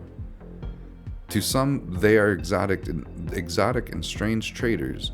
To others, the spreaders of dangerous religious practices that many blame for the downfall of Old Urth. But what is clear is that Hissan is impossible to define easily or to write off as simply as religious fanatics, though many continue to try. We have 6 admirals. We have Duke Zeray, this Mr. Starlight himself. Payam Zeray is almost at the pinnacle of Hissan gene perfection. He leads the largest fleet in the Hissan Navy and commands the new Sparabara flagship, a flagship he himself designed and procured. His trait is ritual suicide. Zuri may choose to overload the Sparabara's generator in a last-ditch effort. This is done at the start of the battle group shooting. If he does this, then the whole battle group and any ships within 8 inches are destroyed. He's a legendary admiral in the Sparabara flagship, plus 3 skill, 12 command capacity, and costs 35 points. Next we have Sister Dara. Asde Dara leads her zealotry battle group into the fray, no matter the foe. And her traits are 1,000 small cuts. Dara must be in a patrol group with only attack boat squadrons. The group has 8 slots. And she also has Shield of Faith. Once per game, when the ship would be destroyed, it is not. Prevent any further damage the ship would receive as part of the current hit allocation. Remove any damage from the ship. Next, we have Duchess Khalida. Mitra Khalida is no warrior, but her wealthy family and ties with the High Council has granted her a powerful battle group to wield. Her father was the designer of the Hunter Strike craft, so Khalida makes use of them where she can. Noblesse oblige. Your fleet must include at least 12 Hunter squadrons in this battle group. All Hunter squadrons must be always within 4 inches of Khalida's ship as able. Hits on this battle group are assigned to Hunter bases first. 1 hit is a base destroyed. Striker craft may still perform saves as normal. And it's Inspiring 3 with that rank Admiral or Commander. Has the gun cruiser as the ship that she commands. No skill, no morale bonus, 12 command capacity, costing 15 points. Next we have Duke Karimi. Farid Karimi is a young duke who has recently been given his own battle group. He's a bitter young man whose zealotry can often come across as sadistic. Karimi is disliked by many of his peers. And his apostatic reward, any battle groups that rout, friendly or enemy, within 8 inches of Karimi are destroyed as he opens fire onto them. Mr. Commissar here, huh? He's a legendary commander, commands any ship, plus 3 skill, no morale bonus, 7 command capacity, costs 30 points. So we have the Sister Modiri. Stories yet to be revealed. This is the Doe of Elysia, and her hybrid carriers gain the catapults and fast traits. The Confident Commander commands any ship with +1 skill, +1 morale bonus. 6 command capacity, costs 18 points. And finally, we got Brother Golzar, another story yet to be revealed. It's a Saint Bastian trait. At any point during damage allocation for this battle group, you may switch to Golzar's ship and continue allocating damage. Confident Commander commands any ship, +1 to skill, no morale bonus, and 8 command capacity. Costs 10 points. So the capital ships, they have pretty decent amount. You have the Sparabar flagship, which is Mr. Starlight. It's Duke Zari, I think. Yep, Duke Zari. Mr. Starlight himself. Oh boy. He's got his own flagship too. He's all fancy, always fancy. He's always gotta be fancy. But we got Armored Reactor Core. We got character, flag bridge, sluggish Sparabar drive, which we're getting to, and it's super heavy. So it's gonna be in a Titan battle group. We got Dreadnought, Grand Cruiser, Carrier, Battleship, Battle Cruiser, Gun Cruiser, Cruiser, and Light Cruiser. And you have the strike bays. You can add strike bays on a lot of things. You can add assault bays on the cruisers.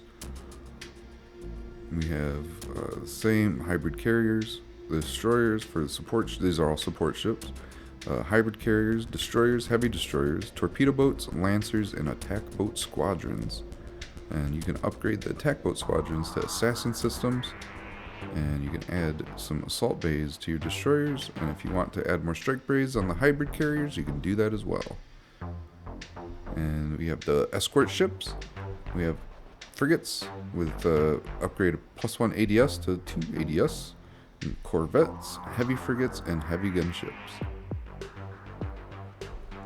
The weapons, it's a pretty limited list, but they're effective. You have your heavy fusion ballistas with the 18-inch range, fusion cannons, penetrator rounds, and photon torpedoes as your ordnance weapons. The strike craft that they field are zealot fighters, immortal bombers, lamellar interceptors, hunters, and dropships. The dropships have light, regular, shock, and power armor companies. Their faction traits. They are zealots, so their battle groups always pass morale checks while initial battle group commander is alive. Then there's Bloodline Command. The first time Hissan player draws a battle space initiative token per turn, the opponent can use it instead. Wah wah. The ship traits. Shielded carapace. The ships gain a 9+ save to all incoming damage on ships and armor taken before armor save on the front 180-degree arc of the receiving ship. The Sparabar drive. All ships within a battle group with this ship are -1 to hit. This represents the shield waves emanating from the ship, stopping some of the incoming rounds. They also have hunter squadrons, a rare ship with a maximum of 2 per capital ship in a battle group. These strike craft deploy pre-launched. There you go. We have 1,000 point. This is the vanilla fleet. And your print list here if you have a printer. So that concludes the major colonies. Mark them off. So we have finished the Earth powers, the major colonies, which Empire of the Rising Sun. Let's check something. I'm kind of curious about this. So there we go. So we have the Broken States Wasteland, and it looks like Empire of the Rising Sun is part of that. So, like it said in their story, it's more of a traditional thing now. But this is the Earth. We went over this before, but this is the Earth in 2361. There's 3 factions that I'm very excited for. They're going to be more of a minor factions, from what I hear. But you have the Peruvian Empire, the United African League, and the Central American Federation. And those are being worked on. I think the Peruvian Empire will have their own ships, and the Central American Federation and the United African League, I don't really think they're going to have ships. I think they use mostly like and corporate ships. But we'll see. I'm not too sure. I'm not too sure, but I'm excited to see what comes of these three factions, as they're on Earth, but we don't have anything yet. So you have the Polar League that still have some stuff on Earth. You have the Anglo-European Alliance right here has some stuff on Earth. A lot of the United States is like, I would kind of say it's more, like just city-states probably, the major cities more than likely, control small areas around them. But all of these states, they all unified. And I live in one of those, so that's good. I'm in a safe place for my future bloodline. We have Neo-Islam here, and the Sino-Russian Pact, which is taking up probably, I'd say, the most amount of land on the entire planet. Second, Polar League, if this is true, and this means that they control Antarctica, that, they might have more land. When you look at the Earth as a globe, they might have more land than Sino-Russians, as a matter of fact. Just saying. I'm just messing around. These guys, they have the most usable land. Let's say that, because this stuff is. I used to live up here, and it's usable, but it's not really. You dig into the ground, and you have huge chunks of ice, right underneath of it. So it's not too usable. There's a lot of effort that needs to go in to use the land, but the resources, oh boy.